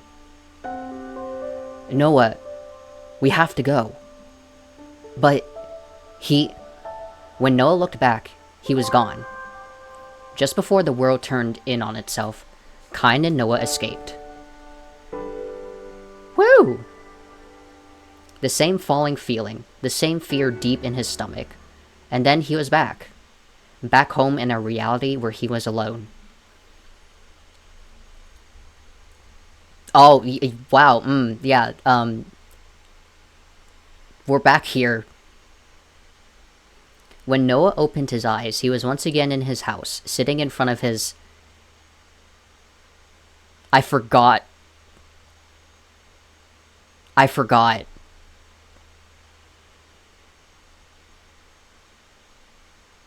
Easel.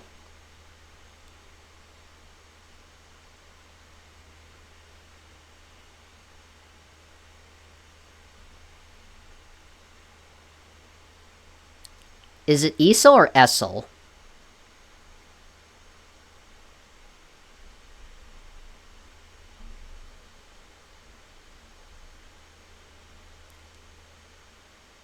Easel? Essel?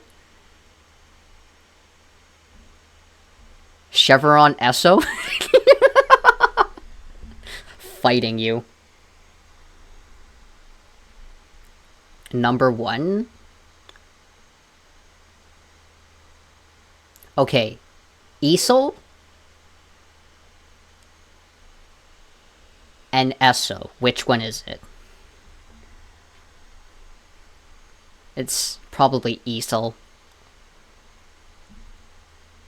Cause I think I genuinely thought it was like Essel. On it, a half-completed painting.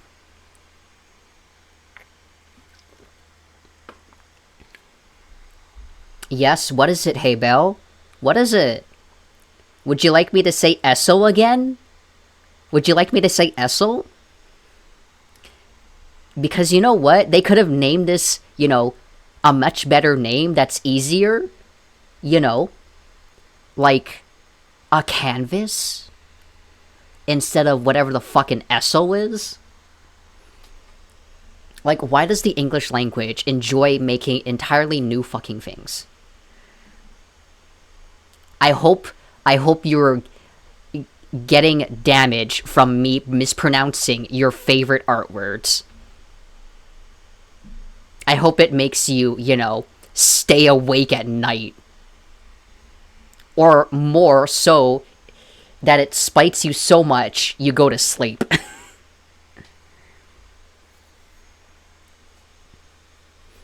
I hope me saying Esso makes you eat your shark shoes. Going out to the garden and gripping the soil.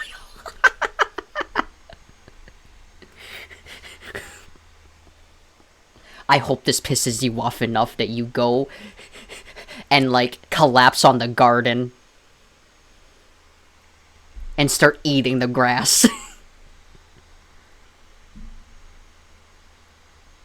Oh my god. Green fields that twisted into something sinister, something beyond reason. He lifted his brush once again, and this time every stroke came with ease. It was as if he was spilling his very soul onto this canvas. Each and every drop of paint reflected him. The ease was something he hadn't felt in far too long. But his mind was elsewhere. Crow. If Kyne hadn't... I could have asked you those million questions. I could have felt you again. Wow, felt you again. Okay, alright, I see. Even if we could only chat for a little while, that would have been enough. Is it you? He looked just like you. His smile reminded me so much of yours. Crow and August. Please. A knock sounded from the front door, and for some reason Noah stood from his painting and opened it. Something in the past he would have simply ignored. Perhaps his mind was too occupied for him to consider what he was doing. Perhaps when he opened that door, somewhere deep inside of him hoped to see a certain someone with a smile like spring and eyes as deep as a forest. But the person on the other side of his door was a man he'd never seen before. The man with white hair pushed past Noah, into his house. Noah stood still in shock, his eyes following the man in disbelief.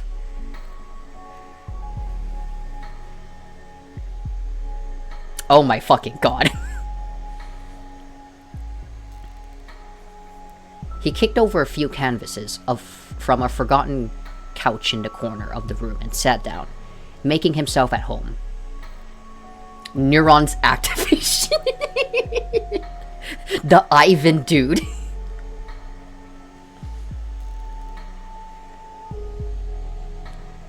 Pretty sure that's the Ivan dude I was talking about. The white hair guy? Hey, Bell?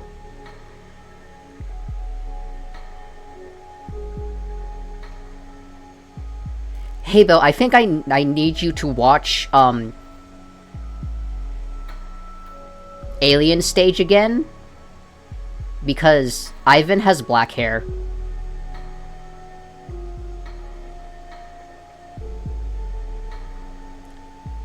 Hey Bill, I need you to rewatch Alien Stage. Ivan has black hair.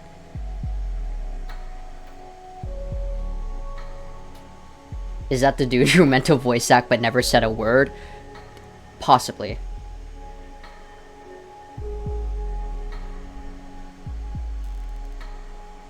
Talking about his real name.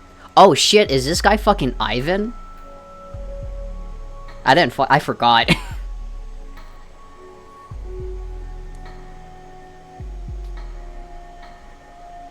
Only a moment later, he picked up the remote and turned on the TV, kicking his legs up onto an abandoned painting. What the fuck? What the hell are you doing? Get out or I'm gonna call the police. Your phone service got cut off. His voice was flat and a matter of fact. And how the hell would you know that? I saw the disconnection notice in your trash. Noah shut the door, approached a man filled with apprehension. Who the hell just comes into someone's house, sits on their couch, and turns on the TV? What's going on? Alright, jackass, who are you? Ivan. Noah finally got a good look at this Ivan. His hair was bleached completely white, and his eyes were a different color. Oh my god, his name was actually fucking Ivan. Wow, Habo remembered something I never fucking remembered. Oh, of course Habo would actually fucking remember. Not me. I completely forgot.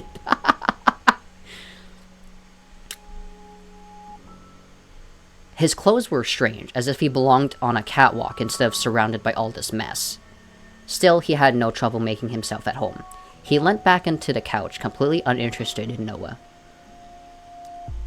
Since last stream... You think I remember, like, any of my streams once I'm done streaming? I don't, genuinely.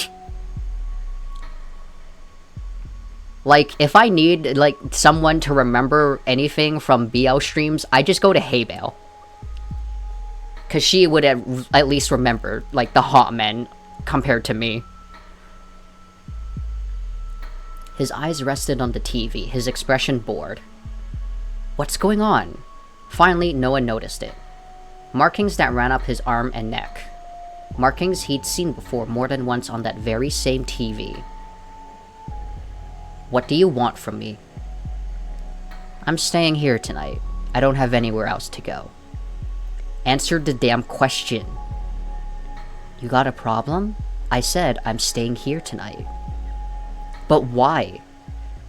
'Cause I've taken an interest in you. Anyway, I'm tired. Where's the bedroom? Without thinking, Noah pointed towards a door. Thanks. You can take the couch. Ivan stood from his place, straightened out his clothes, and then went to the bedroom. Noah stood still in shock, wondering what just happened. Shaking his head, he picked up his brush again to paint. I'll deal with him later. I can't lose this inspiration. Slept for an hour. Congratulations. Hope you slept well. The end of his pencil slowly tapped against his desk as his eyes concentrated on the blonde boy's profile. 1 week ago, August had moved into their class. The initial buzz around him had become subdued, and he had fit in with others easily. He was naturally charming, kind, smart. In short, he could have become friends with anyone. Yet, all week, they'd walk home from school together. They'd eaten lunch together during their breaks. Something about Noah's mind was fixated on him. His voice, his smile, the way he was so interested in absolutely everything, no matter who was talking. The way he thought Noah was so amazing, the way he would hang on to each and every one of his words, and treat them like the greatest treasures. Noah was completely enamored, whether he realized it or not. Noah, is there something you need? Ah, no, Mr. Floyd, I'm sorry. He put the pencil down, embarrassed about being called out in front of everyone yet again. Before August had arrived, he tried his best to blend into the background, to be ignored whenever possible. Because he was gay, he ganked negative RN fucking GTA. Damn, okay. It didn't seem to be working. The class laughed at him. Everyone except for August and Kyan. He buried his head in his workbook, and his cheeks a deep red, anything to escape their laughs. But he knew well enough he would laugh too, if it were someone else. That's all for this week, class. No homework since I'm feeling particularly kind right now. Make sure you do some self-study if you find yourself with extra time. The bell rang and everyone began to clear out of the room.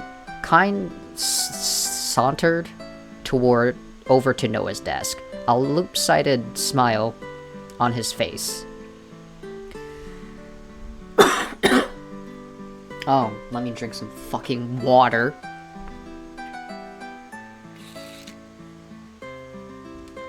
I should really have room temperature water instead of cold water, Jesus. Nice tapping. Shut up, I was just thinking. About? Class, of course. Right, Hamlet is so interesting after all. Noah rolled his eyes, but he still laughed in return. Anyway, want to stop by the arcade on the way home? Apparently they have some new machines. Ugh, I wish. My parents got me a new tutor, so I gotta go straight home. Boo, that sucks. Well, enjoy. I'll go have fun without you. Asshole. Like a spring shower of flowers, August walked up to stand beside Kyne. The same gentle, kind smile on his face. Could we stop by a store on the way home? I wanted to buy some new film. Noah's too busy for us. Tutoring, apparently. Oh, I have enough time for that. What? That won't take much time. We can go to the arcade another day. Right. I'll come too then. I thought you were going to play games? Oh, if you're busy, I can go by myself. No, I'm not really that busy, so I can come. Noah stood from his desk and picked up his backpack. For some reason, Kyne looked disappointed. Instead of noticing that, though, Noah couldn't keep his eyes away from August. The three of them left the classroom behind. Walking down the stairwell, August suddenly paused. Oh, I think I left my camera on my desk. You two can go ahead. I don't want to keep you waiting when you have tutoring. We could walk together another time. August waved at Noah and Kyne before disappearing back up the staircase. Kyne turned to leave, only stopping when he noticed Noah wasn't moving. Come on, he said he'd leave. He said to leave without him. You go on ahead. I'll wait. I'll just wait too. It's fine. You wanted to go to the arcade, remember? A look that Noah didn't quite understand passed over Kyne's handsome features before he shrugged. He turned and started going down the stairs before he looked back up to Noah. Yeah, I wanted to go with you. See you tomorrow then. He disappeared from the stairwell, leaving Noah alone, waiting. He tapped his foot nervously and cleared his throat. His palms felt sweaty. Knees weak, arms spaghetti. And for some reason, he suddenly wished Kyne had stayed after all. What am I even meant to say to him one-on-one? Kyne's always been there. Oh. A few steps higher than him, August paused in surprise. In his hands, both a small pink camera and his glasses. A light dusting of red stood out against his pale skin. Noah desperately searched for something, anything to say, but he came up blank. August finished polishing his glasses before taking them back to his face as to confirm what he was seeing was actually happening.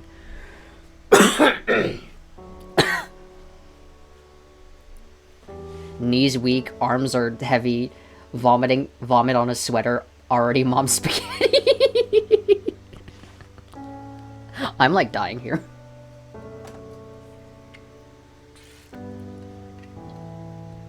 This is good vocal practice. Yes, let's go. Oh, you should have gone on ahead. You didn't have to wait for me. It's no big deal. I wanted to go home together anyway. August's surprise turned into a smile. You know, 'cause we haven't had that much of a chance to get to know each other. I'd like that. Why don't we go then, before I make you any more late? August brushed past Noah, leading the way. A faint floral-like smell followed him. The two left the school side by side.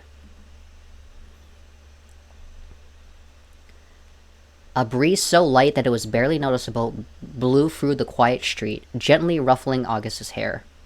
It wasn't something Noah tried to notice. It was more like he couldn't help but notice. At first, they walked in silence. It wasn't awkward, but Noah still racked his mind trying to come up with anything to say. Anything that would make him sound cool or funny or someone August would like to be friends with. So, do you like the school? Why that? I sound so lame.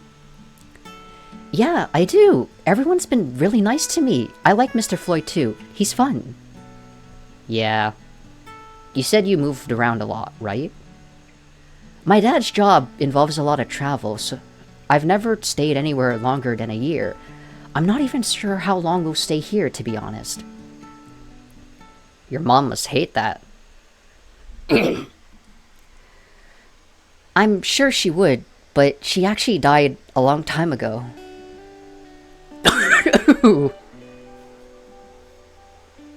What have I done? I'm so sorry, I didn't mean... Don't worry. There's no way you could have known. It's okay. What was she like? My dad said she was a lot like me, but I don't know. She died during childbirth. I'm just making things worse. Why, Noah, why? Sorry, I made the atmosphere a little heavy, didn't I? I haven't told anyone else before. No, it's okay. I don't mind what we talk about. I just like talking to you. Well, I like talking to you too. The sun beat down on their faces, warming them to their core. Every step felt as if it echoed through Noah's body.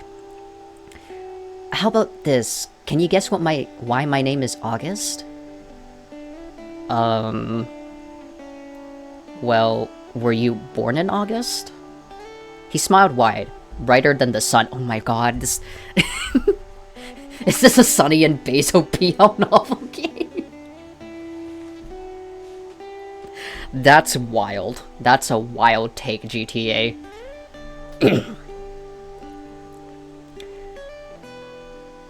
I'm August, born in August. That's cute. I don't know about cute. Maybe my parents just picked the first thing they thought of. Noah shook his head. It suits you. You feel like an August born in August. Thanks, Noah. Oh, this is the store I wanted to go into. Do you want to come inside or wait here? Noah looked at the store. The window was filled with cameras of all shapes and sizes. I'll wait here. Okay, I'll be quick. It's okay. Take your time. As soon as August disappeared into the store, Noah leant against a wall, banging his head on it a few times. Noah, you are down bad, dude. Just so down bad.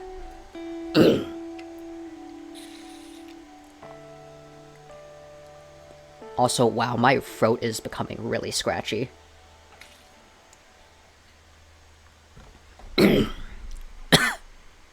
Coughs and dies.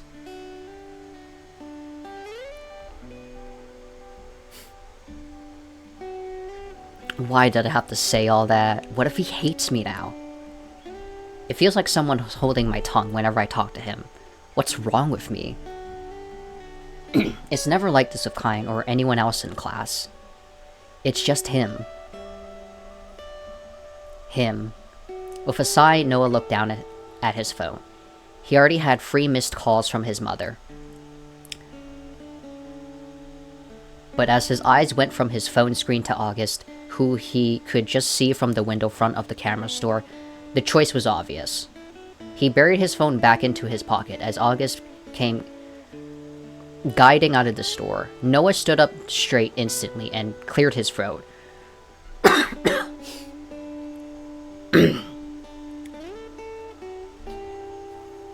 It's just him. Do you need help? I feel like we're almost at the end of this, so hopefully I can push through. I haven't died yet. What you buy? I needed some new film for my camera, see? August pulled the film out of the bag. Noah had never been one to be interested in photography, but right now it seemed like the most interesting thing in the world. Right, you said you like taking pictures. I remember. I love it. I don't have a fancy camera or anything, just an instant one, but it lets me keep memories of all the places I've been. It makes me happy. I won't forget anything if I have them. Once again, side by side, Noah and August continued down the street. Maybe swallowed salt. Do you want me to damage my throat? You think swallowing salt would help me? Excuse me?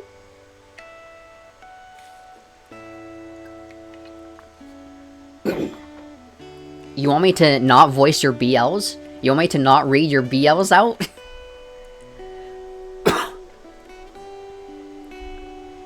Should we take the shortcut?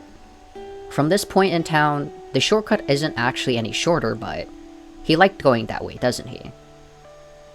Yeah, we should be able to get through from here. Noah climbed up the short brick wall that stood in the way before turning out round and holding his hand out for August. He didn't even hesitate for a moment, taking that hand. Noah easily pulled him up to stand beside him, and only for a moment did Noah's hand linger. But a moment was all it took. The river, not so far in the distance, gently trickled by in the mid-afternoon. In the mid-afternoon sun, as the two boys together walked up the mountain path.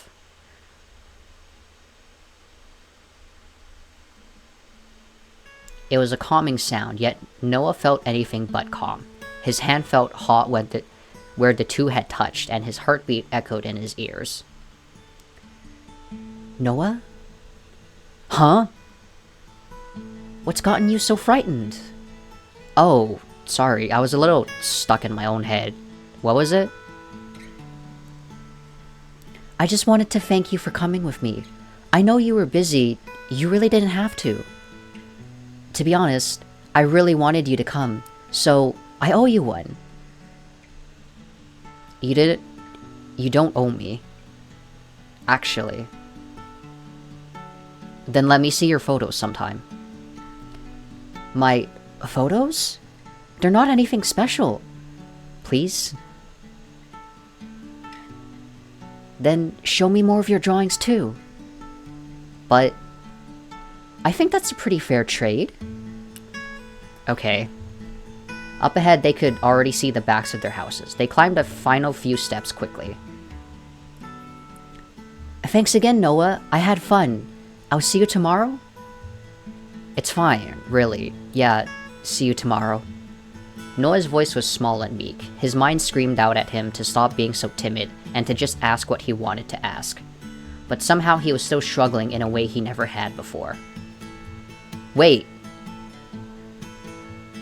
I was just wondering if I could, you know... Can I have your number? Fuck. Of course you can! I was actually going to ask for yours too, but I forgot. They pulled out their phones, Noah ignoring the growing mound of missed calls and exchanged numbers. Noah stared at the numbers on his screen as if he didn't believe they were real. See you tomorrow, Noah.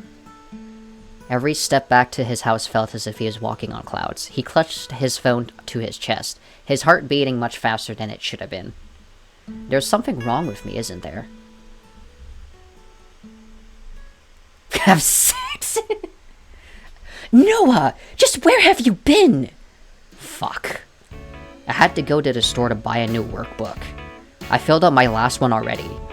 His mother clutched her necklace so tight her knuckles had gone white. Then you should have told me! Your new tutor was coming over today! Sorry, Mom. A man stood up from the couch, a man Noah recognized instantly. Mr. Floyd? Hey, Noah, sorry this is probably a surprise. I thought you knew. He rubbed at the back of his neck awkwardly, his eyes drifting over to look at Noah's mother. No, of course I didn't know. Why didn't anyone tell me? Dear, don't embarrass me in front of our guests. Go back to your room and start studying, okay? Let's just spend the evening working out exactly what I'm going to help you with. Does that sound good? Sure. I'll bring you some snacks later. Noah, please make sure to concentrate and not waste any of Mr. Floyd's time. Do you understand? Uh-huh, sure.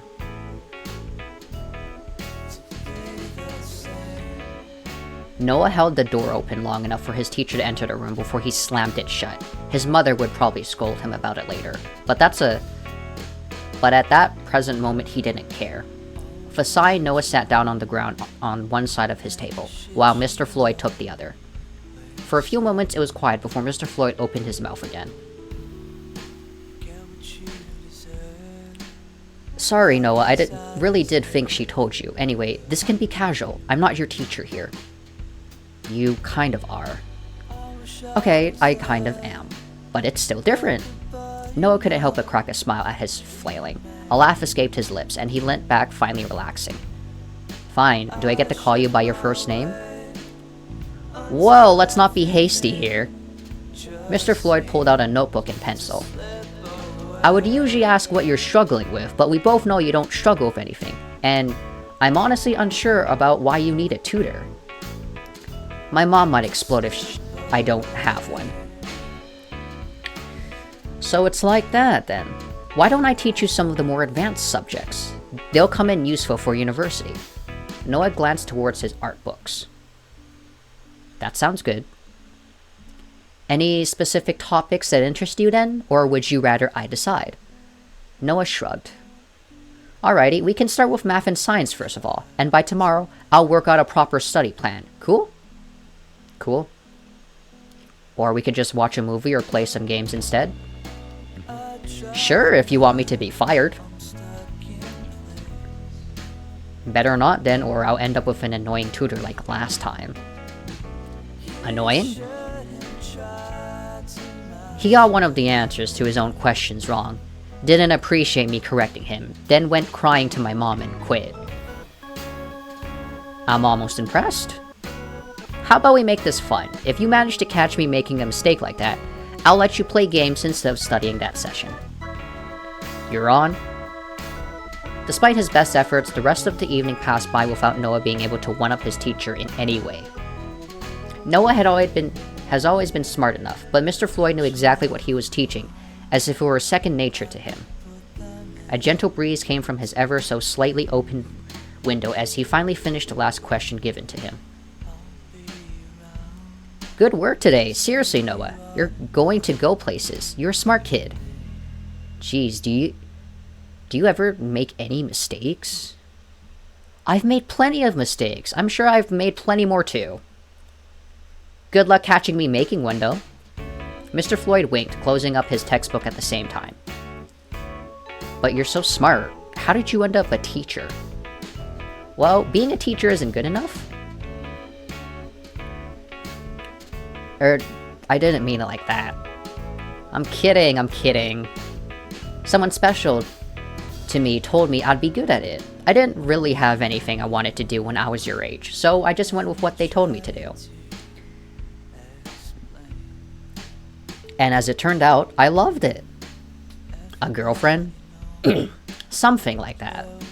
Anyway, it's getting late. We'll resume this tomorrow. Sound good?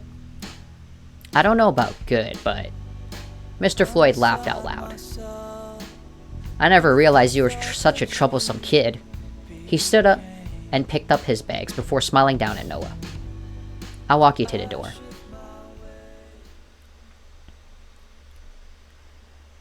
Done already? It's 9 p.m. You should be exceptionally proud of your son. He's got a good head on his shoulder. Hey. And I am Mr. Floyd. He's my pride and joy. I'll see you tomorrow, Noah. Good job today. With a casual wave, he left the house. I'm going to sleep. Good night. Good night. Oh, Noah, your brother's going to be back from his school trip soon. Right. The room was already dark. For some reason, this was the time of day Noah liked the most. The time of day where no one else would bother him, or question him, or yell at him. He could be alone with his thoughts. The thoughts that were today particularly disordered. Usually he'd use this chance to draw, but for some reason he couldn't bring himself to concentrate. Couldn't bring himself to put his pencil to paper. An odd occurrence for him. At any other time, this would be how he got his feelings out, how he made himself feel just a little bit better. But tonight his mind was muddled, a mess that he couldn't decipher. He unlocked his phone and stared at his contact list. August's name stood out from all the rest.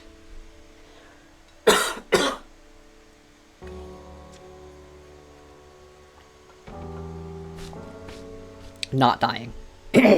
Not dying. His finger hovered over the message button, but he couldn't bring himself to press it. With a sigh, his hand dropped back down to the bed.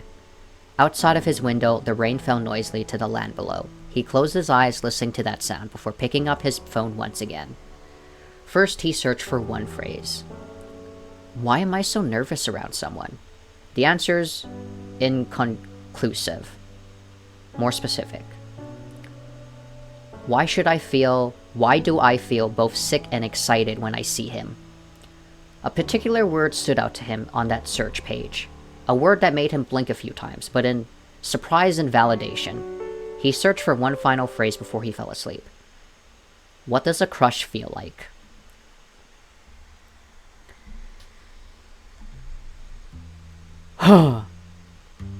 I'll be handing back your mock exams now. I'm very proud of how much you've all grown, academically and otherwise. And you should all be proud of yourselves too. Mr. Floyd walked between the desks, setting the marked exam papers face down. For some reason, Noah felt nervous.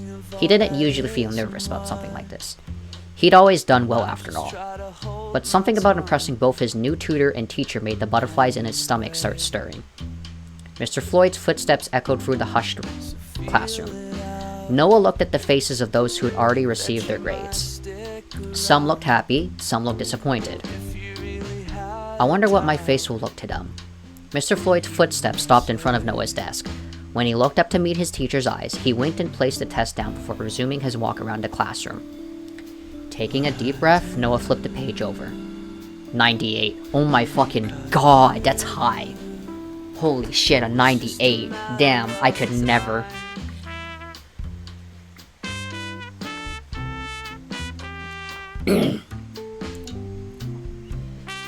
I got a 98? That's way higher than usual.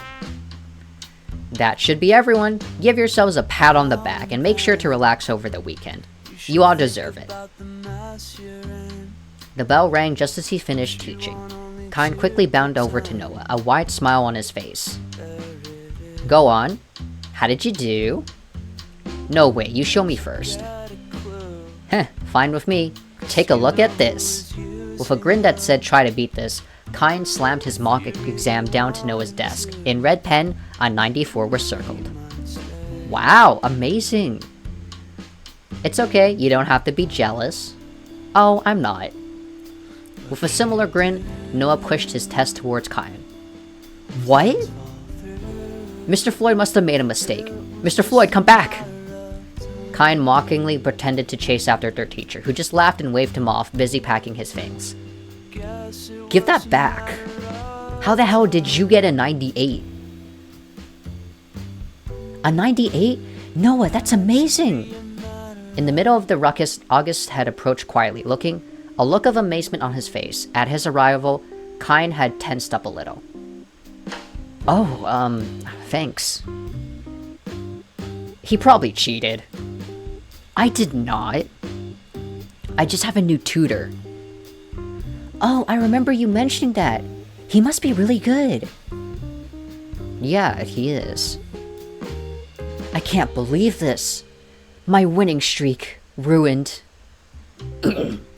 Shut up already. You only beat me before because I didn't care. Fucking sobbing. Don't say sob out loud. That sounds stupid. Kine and Noah laughed. We should celebrate somehow. You didn't have to do that. It's not even a big deal. I want to. A 98's really amazing. You should be proud. How did you do? Well, I got a 75. Not as good as the two of you. That's still really amazing, you know? You're really amazing. How about you two stay over at my place this weekend? I got some new games. August blinked a few times, obviously surprised. Me? Well, yeah, it was your idea to celebrate. I just thought that you... Yeah, I think that would be really fun. Alright, let's do it. Actually, out of character, August stuttered a little, as if he was a little nervous about what he was about to ask before he brushed it off and regained his usual confidence. Why don't you two come over to my place? My dad's been asking me to introduce my friends to him. August's house? August's bedroom? Dude! That's fine with me, Noah. Staying overnight at August's house? In August's bedroom? Oh my god, dude. Dude is jumping hoops right now. Dude is jumping hoops, oh my god. Absolutely down bad. Earth to Noah, hey, stop zoning out. It's okay if you don't want to. No, I do. I really want to. Anyway, I gotta go home now. My tutor is coming home again. Or coming over again. One of these days, you'll have the time to hang out again.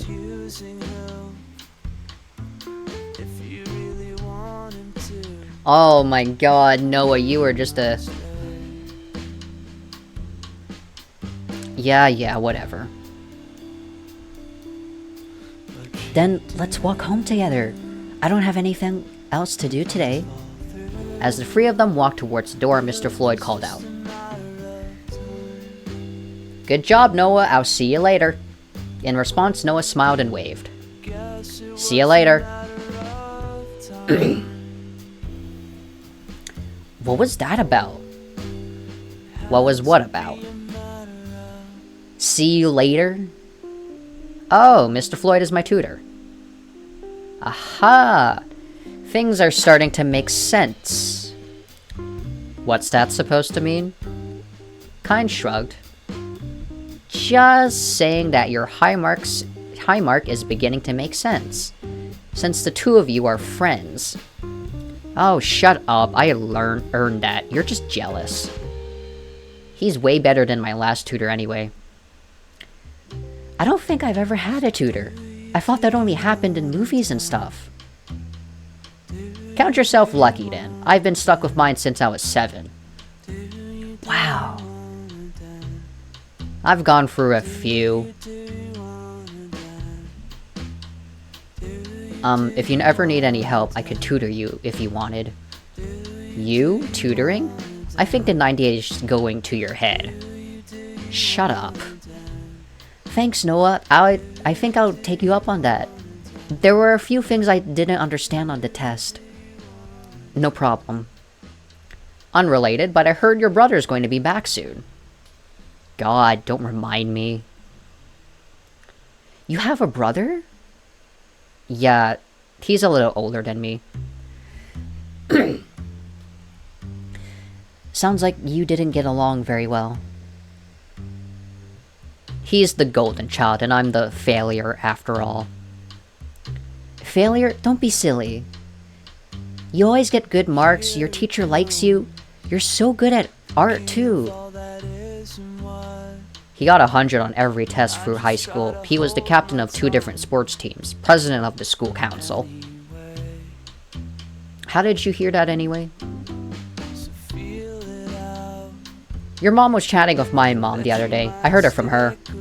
Of course, she's just gotta brag that her favorite child is coming home. Let me stay at your place for a couple of weeks just till he's gone. As much as your mom likes me, I think she'll kill us both if we tried that. My mom likes you more than she likes me. I'm sure you could ask her for anything and she'd say yes. You could always stay at my place? Wait, really? Hey, I wouldn't want to bother you. You'd never be a bother, and you're always welcomed in my house. Thanks. Before long, they already reached home, to Noah's disappointment. I want to spend more time with him. If only I didn't have tutoring tonight. Even though we'd been in the same class for a little while, now I feel like we've barely got to hang out. With that thought in his mind, he braced himself for what was awaiting him. He could hear their voices before he even stepped through the door. They didn't keep their words to hushed tones, instead deciding that even if anyone did overhear them, they didn't care. I think this tutor is a good fit for him. If he can convince himself to finally give up that girly hobby, then I don't care who it is. Maybe his brother will be able to talk some sense into him too. I'm home. He purposely cut through their conversation, ignoring their words even as they dug deep into him. What's so wrong with drawing? I have something to show you. Here. Noah fished the test paper from his bag and handed it over to his mother, who gasped in surprise. Noah, did you take someone else's test? What? No. Did you cheat? No. This is really yours? Yeah. Not bad. Nearly as good as Asher. Right, my bad. I'll try harder next time. Don't worry, dear. He'll get it next time. With an audible sigh, Noah felt his spirits deflate. He took back the paper and buried it in his backpack. I'm going to go wait for my tutor in my room. Good boy, I'll bring you some snacks later. Instead of setting up for his tutor, Noah found himself pulling his old sketchbooks from his shelves. His eyes danced over the pages, looking at everything he poured his heart into for the past few days. I guess I just suck. Why am I never good enough? At least August thinks it's cool. For what must have been the 100th time, Noah stared down at August's contact in his phone, but decided against texting him. It's not like I have anything to say to him. I'm here, Noah. You should be so proud of yourself after that last test. You've always been good. No, great. But you've grown even further. Thanks to you. Mr. Floyd shut the door behind him and shook his head. No, it's because you put the effort in. He sat his textbooks down on the table before glancing towards the sketchbooks in Noah's hand. What's this? Oh, they're nothing. This is your art? Noah braced himself. He waited for the same words that came from each of his tutors, like robots with strict scripts. The scripts that, by extension, came from his parents, every single time.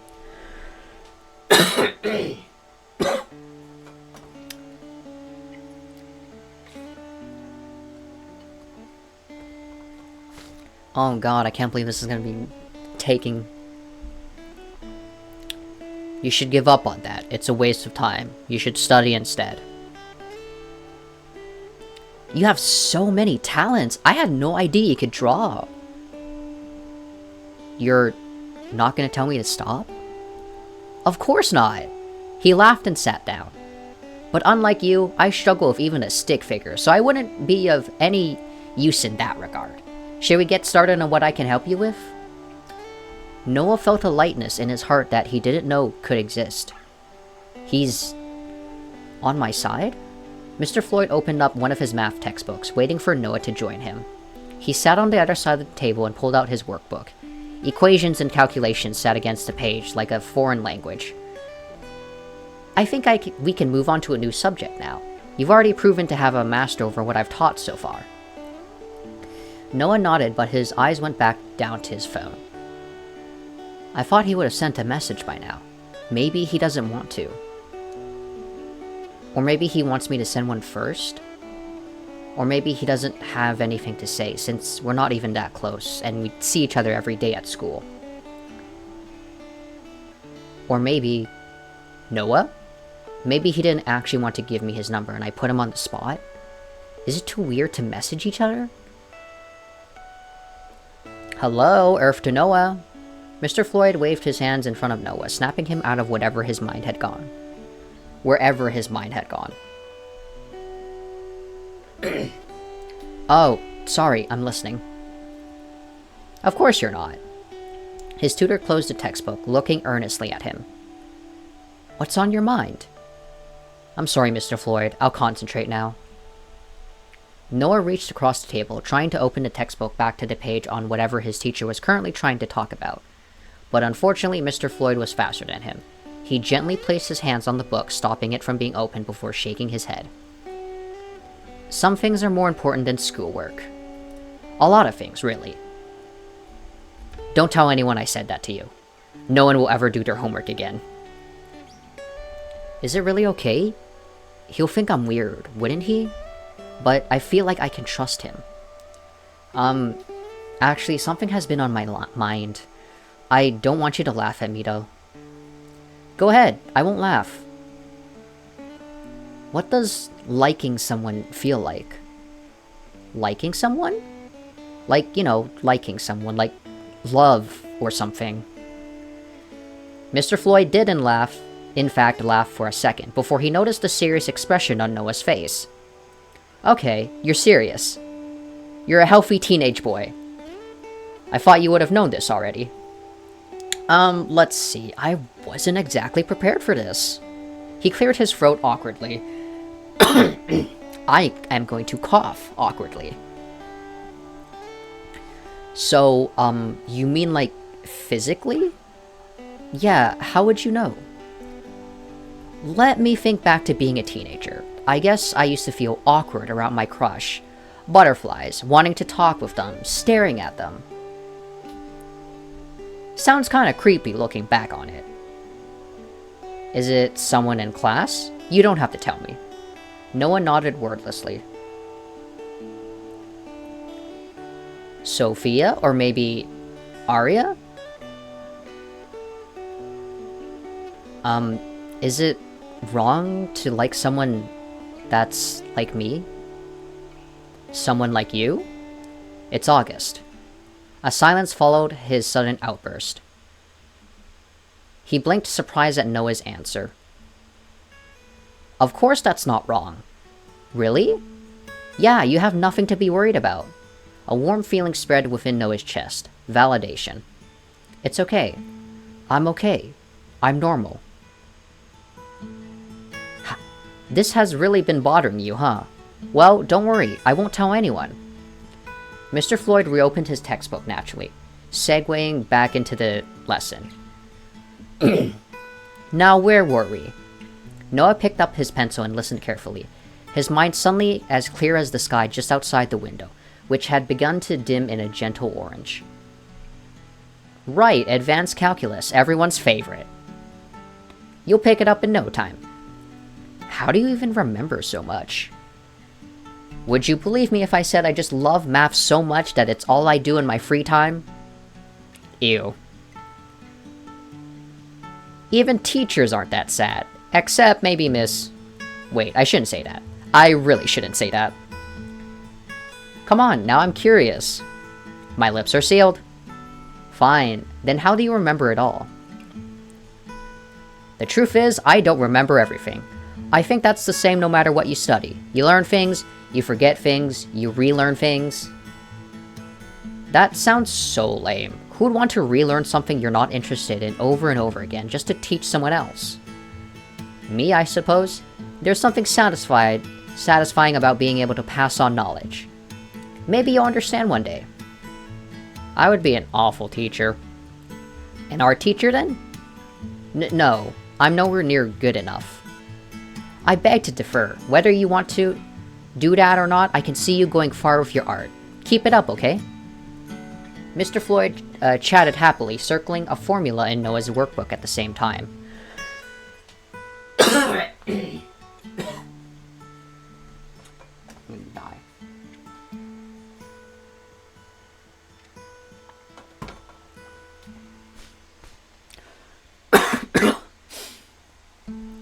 Yeah, it's totally been a while since I've talked this long, Jesus Christ.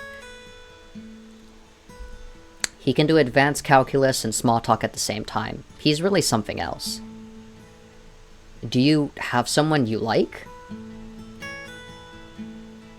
What? Where did that come from? I was just wondering, you said that someone special told you to be a teacher, right?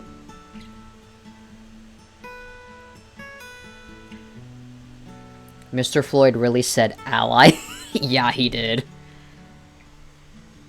So you do pay attention in class. I thought you were too busy tapping your pencil against the desk. Hey. I did. You did? That person isn't around anymore. I haven't really been interested in dating since then. Oh, I'm sorry. What? Oh, they aren't dead. Just got married. I went to the wedding and it was beautiful. Still just a little heartbroken, I guess. Did you try that thing they do in movies? Objecting? I died before actually doing that.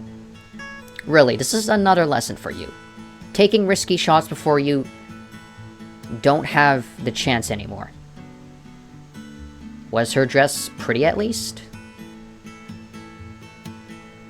He looked happier than ever. Oh, right, her dress was pretty too. I see. Okay, I see. Toad, are you seeing this? Are you guys seeing this?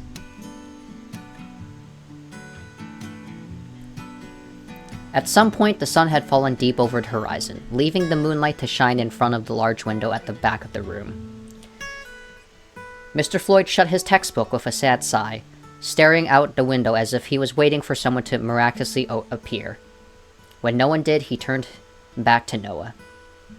I think that's enough for today, though I think we chatted more than studied. Don't tell on me, alright? I need the extra money. I knew you weren't out here for the goodness of your own heart. Mr. Floyd smirked in response, and Noah found himself laughing alongside the man as they both headed towards the door.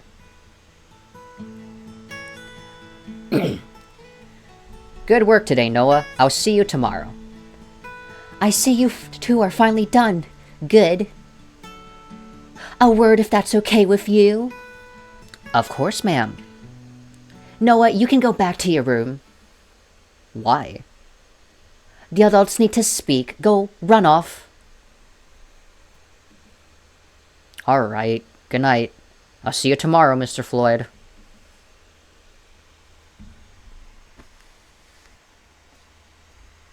The door shut quietly behind Noah as he tried to put aside his mother's dismissive attitude. On his table, various books were still laid out from the tutoring session. But his studies weren't what was on his mind. He says it's okay that I like August. Right, I like him. That's what this is. Noah settled in between his sheets, closing his eyes. Outside the door, we could hear the low murmuring of talking, but couldn't make out any specific words. But whatever they were talking about, it didn't matter. At the time, at that moment, nothing else mattered to him. But the feeling of finally being accepted. Finally feeling like he found his place. With that in his mind, he closed his eyes.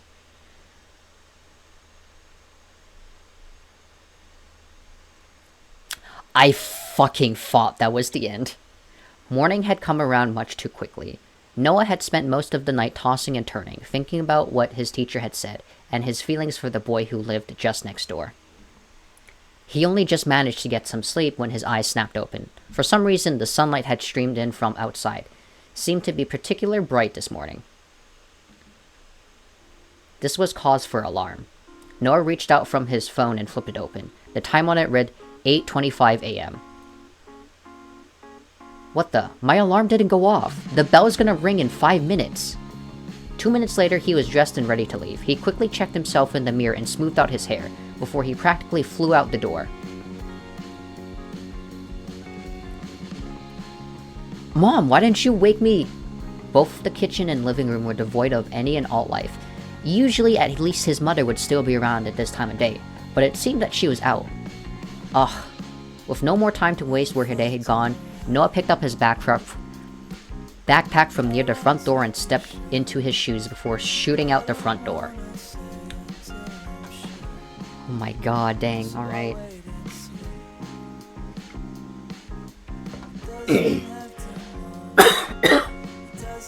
In a hurry, Noah circled around his house to reach the overgrown yet worn tracks that led down the mountain.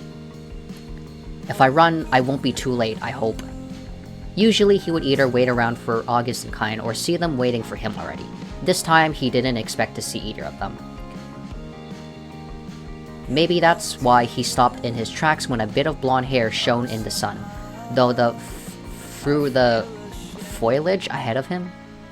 Wait, August? Oh my god, I'm not ready to see him yet. Should I go back the way I came? But he'd been waiting for me all this time. Thank you, Windows Security. Bye. Noah? A voice called out from beyond the green leaves. Green eyes that nearly matched peered at him, first in surprise, then in happiness. Noah, it's you! What are you doing here? I was waiting for you, so we could walk to school together. But you're going to be late. I don't mind being a little late. What if I was sick or something, or wasn't going today? Well, I was contemplating coming to knock on your door, but I didn't want to rush you. Thanks. Kind in a way? Oh, he wanted to come drag you out of bed himself, but he said something about his father telling him not to be late today for some reason. Weird. Shoulder to shoulder, the two started speeding down the mountain, careful not to slip. At that present moment, before being late for school was the last thing on Noah's mind. All of his senses were consumed by August, his eyes filled with the sight of his face, that shone like sunlight falling on a field of flowers, his nose filled with the smell of August's shampoo, which still drifted off his slightly damp hair. His ears much too aware of August's breath, of his footsteps, of the rocks tumbling beneath his feet. Each time their shoulders brushed together, Noah could feel himself wanting to run away as fast as possible. The only thing missing from the five senses were taste. Taste. A taste of... God, what am I thinking? Noah felt his face flush. Never in his life had he thought of another person this way, and now, suddenly, it was as if it was all he could think about. Did you sleep in? Huh? Noah nearly jumped out of his skin when August spoke up. Oh, I didn't sleep very well. I think I forgot to set my alarm too. I hate when that happens. Usually my mom would wake me up if I overslept, but she wasn't home this morning. August pulled out his phone and checked his clock. Doesn't look like we'll be too late at least. Though, if we were late already, we should just skip class and hang out instead. I'm kidding. Oh. Doesn't sound too bad to me. I think my dad might cry if I skip school, to be honest. Really? Yeah, that's the kind of person he is. Up ahead, the greenery was slowly giving away to concrete. For some reason, that filled Noah with a sense of sadness. Here, together and alone, they were in a place no one else could reach. No one else could ruin. But out there, the world went on. I wish we could just stay here. Nothing, it's fine. Come on, we should hurry.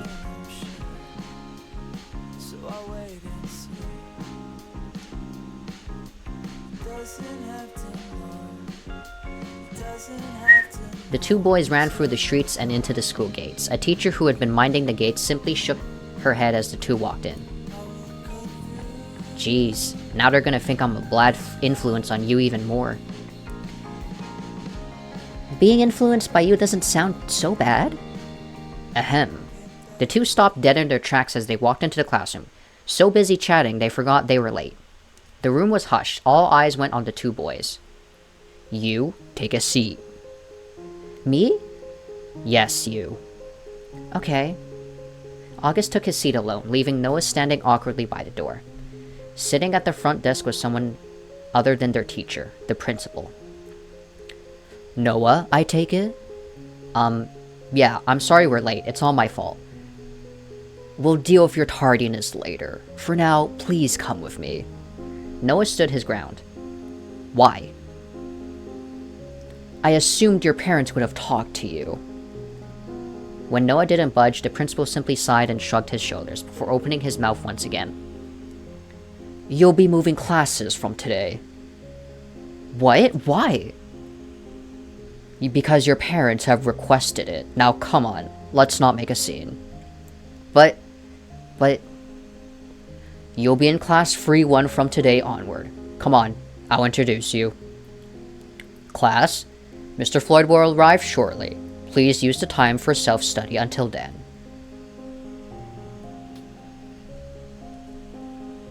Sir, please, I think there's been a mistake. You're Noah, correct? Yes. Your parents requested, well, I can't really say requested. Demanded would be more suited, I think. They demanded you be moved at once. Your mother was here this morning in person. Why you weren't told, I don't know.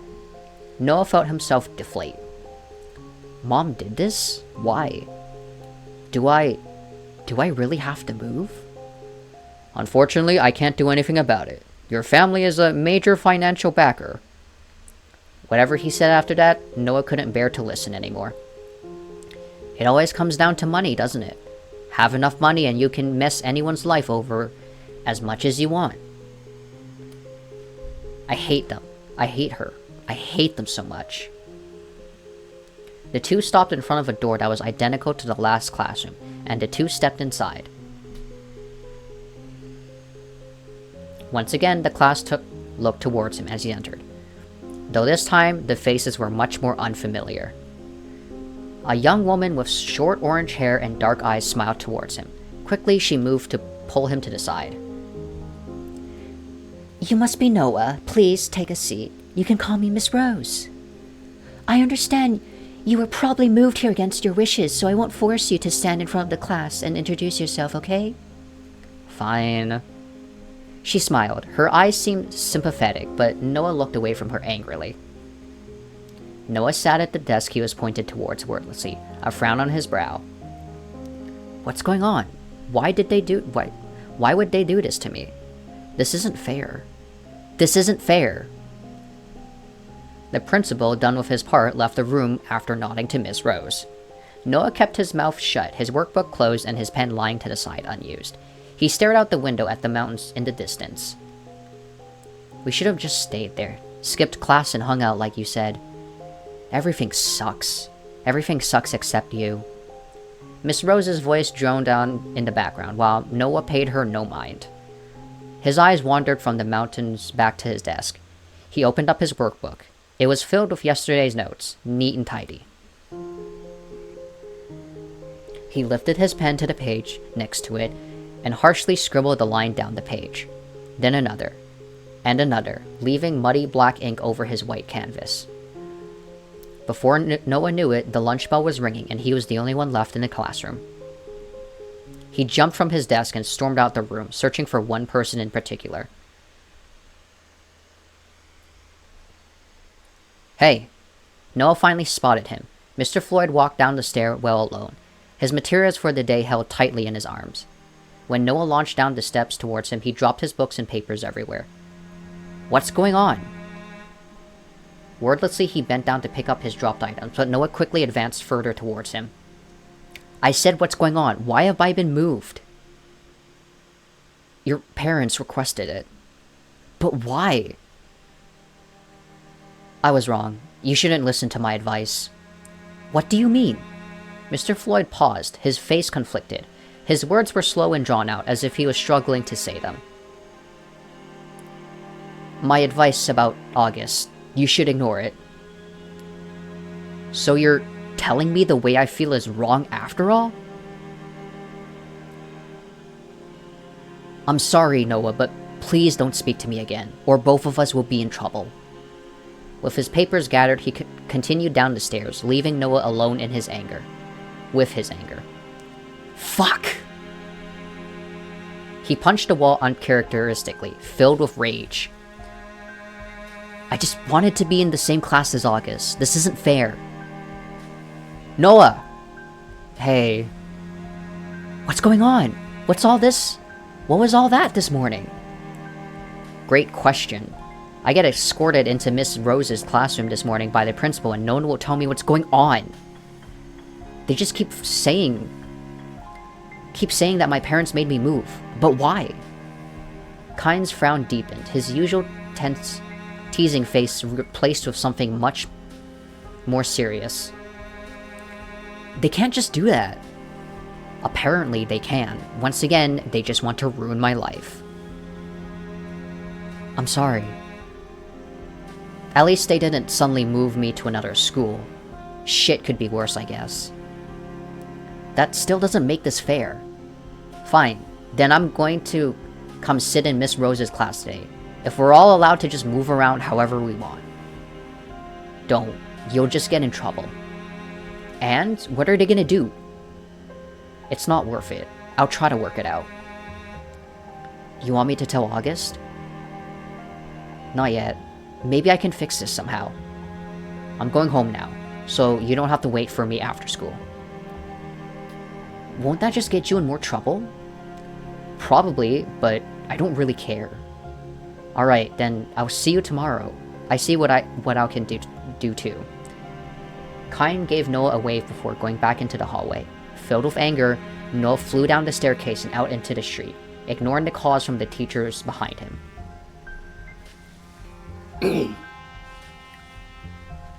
What's going on?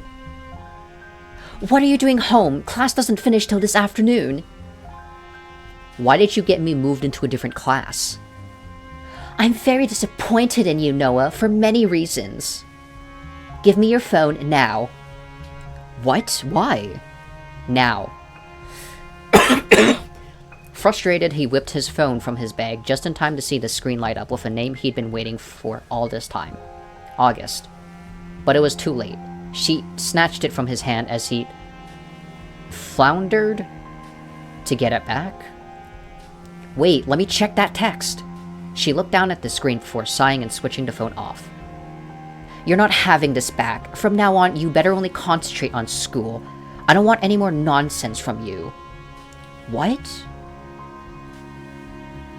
No more stopping places on the way home and absolutely no hanging around this August anymore. I don't understand. Why did you make me move class? Why are you punishing me for no reason? Go to your room. What about my tutoring later?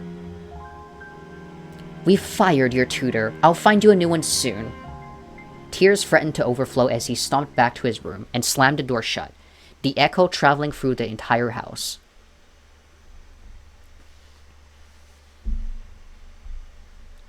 That asshole. He told her everything, didn't he? When they went to talk alone, he told her everything I said to him. He told me I was normal, but he told them everything. I shouldn't have trusted him. Fuck. Just saying that maybe there's a reason the brother doesn't stay home. Real, very fucking true, Dark. He told me I was normal. Asshole. Noah collapsed on his bed, burying his tear-filled face into his mountain of pillows. He didn't even bother kicking his shoes off. Excuse me, Noah, are you fucking wearing shoes in the damn house? Unacceptable, actually.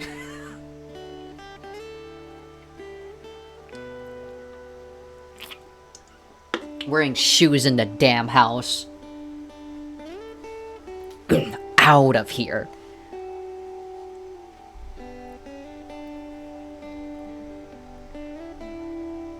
It's not fair. Why does everyone want to ruin my life? I just want to be in the same class as him.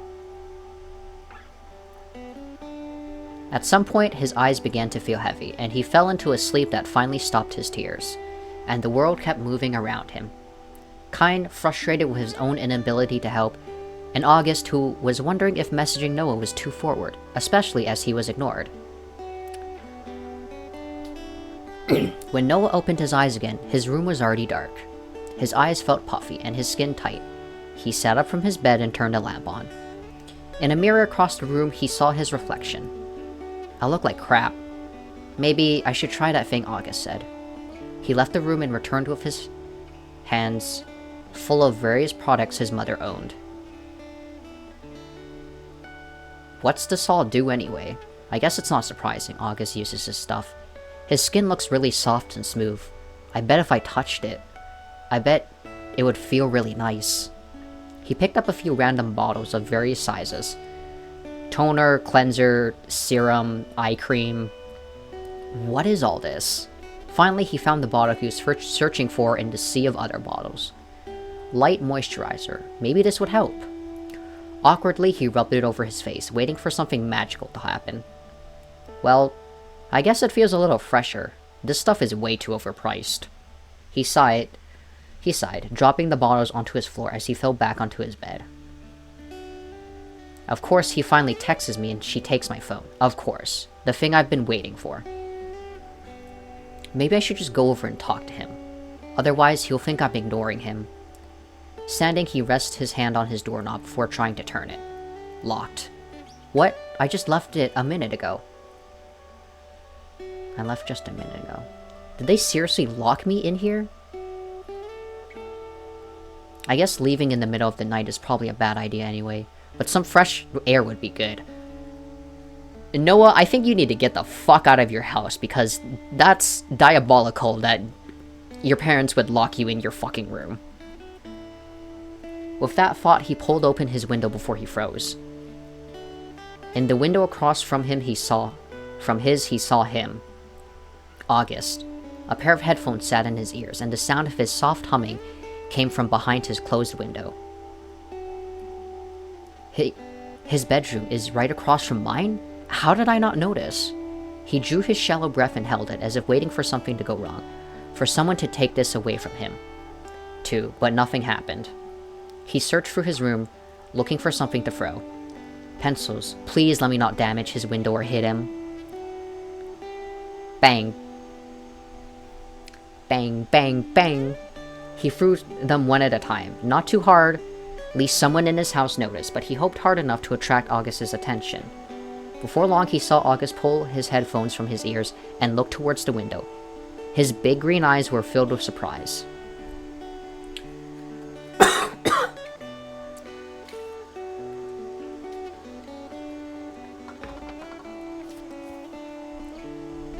He rushed towards the door and opened it, and a pencil soared over his head and into his room.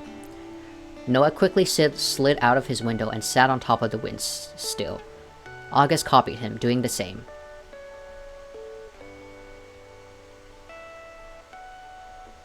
Noah! Shh, or someone will notice. He whispered in return, raising his finger to his lips. August nodding knowingly, as if he understood exactly what was going on. I had no clue my bedroom faced yours. Noah could have sworn he saw a dusk of pink in August's cheeks as he chuckled lightly. Oh wow, they're like super close, okay. I noticed the other day. I thought you knew already. I shut my curtains when I get changed, don't I? I don't know how I didn't notice. I'm sorry about ignoring your text. I didn't get to read it because my mom took my phone. She says I can't have it back. What? Why? I can't tell him what I said to Mr. Floyd. I confided in Mr. Floyd about a personal issue, and he gave me some advice, but then he went and told everything to my parents anyway. And now everything's ruined. They made me move class, they took my phone, and...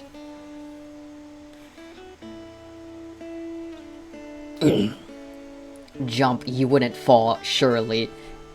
Oh, Dark, if it was me, I would make that jump. If it was me, I would make that fucking jump so... just easy. And they said I'm not allowed to talk to you anymore. And everything's just a mess. Sorry, I should have told you earlier. It'll be okay. Don't worry about the message either. It's not your fault. I wanted to be in the same class as you. As me? I mean, I just... like spending time with you. And kind too, of course. I wish we could be in the same class too. Sorry, I don't want to make you feel even worse. Then I'll just move class as well. What? Are you serious? Well, I'll ask my dad if he can organize it or not, but either way, we can still hang out, right? You don't have to do that. I'm sure you have other friends in class apart from me. August shook his head and gave Noah his signature smile. I want to spend my time with you. But you... You don't find me annoying? As if August could read my mind, he smiled gently towards Noah. You... He paused. You and Kyan showed me what it's like to have real friends. I don't want to lose that. Oh, right, Kyan. Noah scratched the back of his head awkwardly, annoyed at himself for jumping to conclusions. I'll tell him about the plan too. Yeah, probably a good idea. All of a sudden, August went quiet as he peered through the darkness towards Noah. Noah became as still as a statue, freezing up completely under his Skirtige's eye? What? Did you use moisturizer? Ah. I just thought I'd try it since you said it was good. Noah glanced away filled with embarrassment, just in time to see a flash. In August's hand, a pink camera. He smiled from behind it as it printed out a picture. A picture of Noah. Did you just... I used the film we bought at the store together, see? What the... You should just throw that away, you don't need a picture of me. No chance, I think I want to hang it up on my room. If you're going to do that, then we should just take one together. We can do that, but I want to keep this one too. That's kind of embarrassing. Really? I like it! Whenever I feel lonely, looking at my photos makes me feel happier. You can just come see me instead. From behind him, Noah heard the sounds of something being unlocked. With a feeling of dread in his stomach, he jumped back from his window. I think my mom's here. I gotta go. Good night. Good night, Noah. Sleep well. Noah's door swung open just as he managed to retreat back under his covers. His heart was still beating hard. So hard that it was almost painful. Because I nearly got caught? No, because I like August a lot. I like him. You're in bed? I was going to bring you dinner. I'm not hungry. Fine. Straight home from school tomorrow. Do you understand? Can I stay at a friend's place this weekend? Noah's mother crossed her arms, obviously not impressed by his question. Which friend? She knows. If I say Kyan now, I'll just be in more trouble. August is. Kyan's coming too. No, you're not allowed over at his house, and you're grounded anyway. Good night, Noah. She shut the door behind her before Noah could even think of a response. Good night, Mom. Alone as always. But on the other side of his window, someone that made him feel together. Oh my god! Alright, I'm saving. This is what the fuck.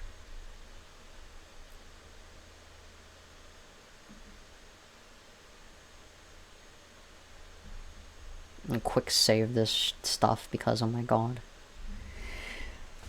What do you mean you can't be giving chapter 2? No way you're giving me chapter 2. I gotta quit. My voice is dying.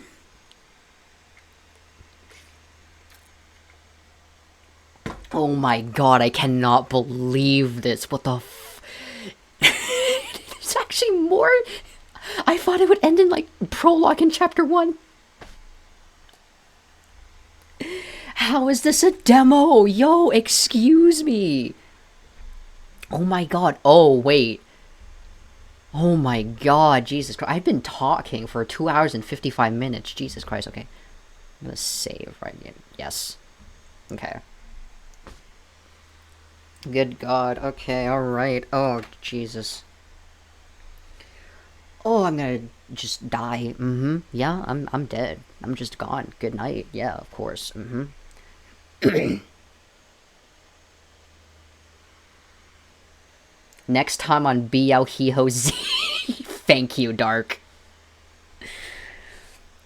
Okay, yeah, I'm gonna end it here because I should have actually like really played through this entire fucking demo. Jesus fucking Christ! Instead of just entering in like a couple of minutes. All right, I'm gonna end this stream right here. Yeah, just it really shows that I really need to play through all my demos before streaming them, apparently, because what in the world is this?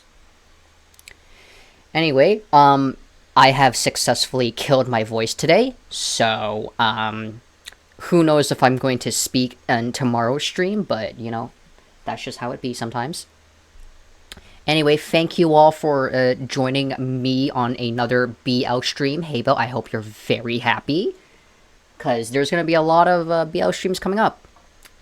Anyway, y'all should be going to sleep, especially you, Hey Bale. If I see you texting me at 3 a.m. in the morning, I'm yelling at you to go to sleep. Anyway, we are ending stream, so yeah. We're just ending fucking stream like this. Don't question this, okay? But yeah. Alright. Have a good night, or whatever morning, wherever the hell you guys are. Alright. Hey, Belle, take your medicine. All of you stay safe and happy, healthy. From W Corp to Fish. Good night, everyone. Stay healthy, stay safe, drink water, have a snack. I will see you tomorrow with another stream. Alright, that's it. We are ending stream. Good night, or morning, or whatever. Stay safe, everyone. Bye-bye.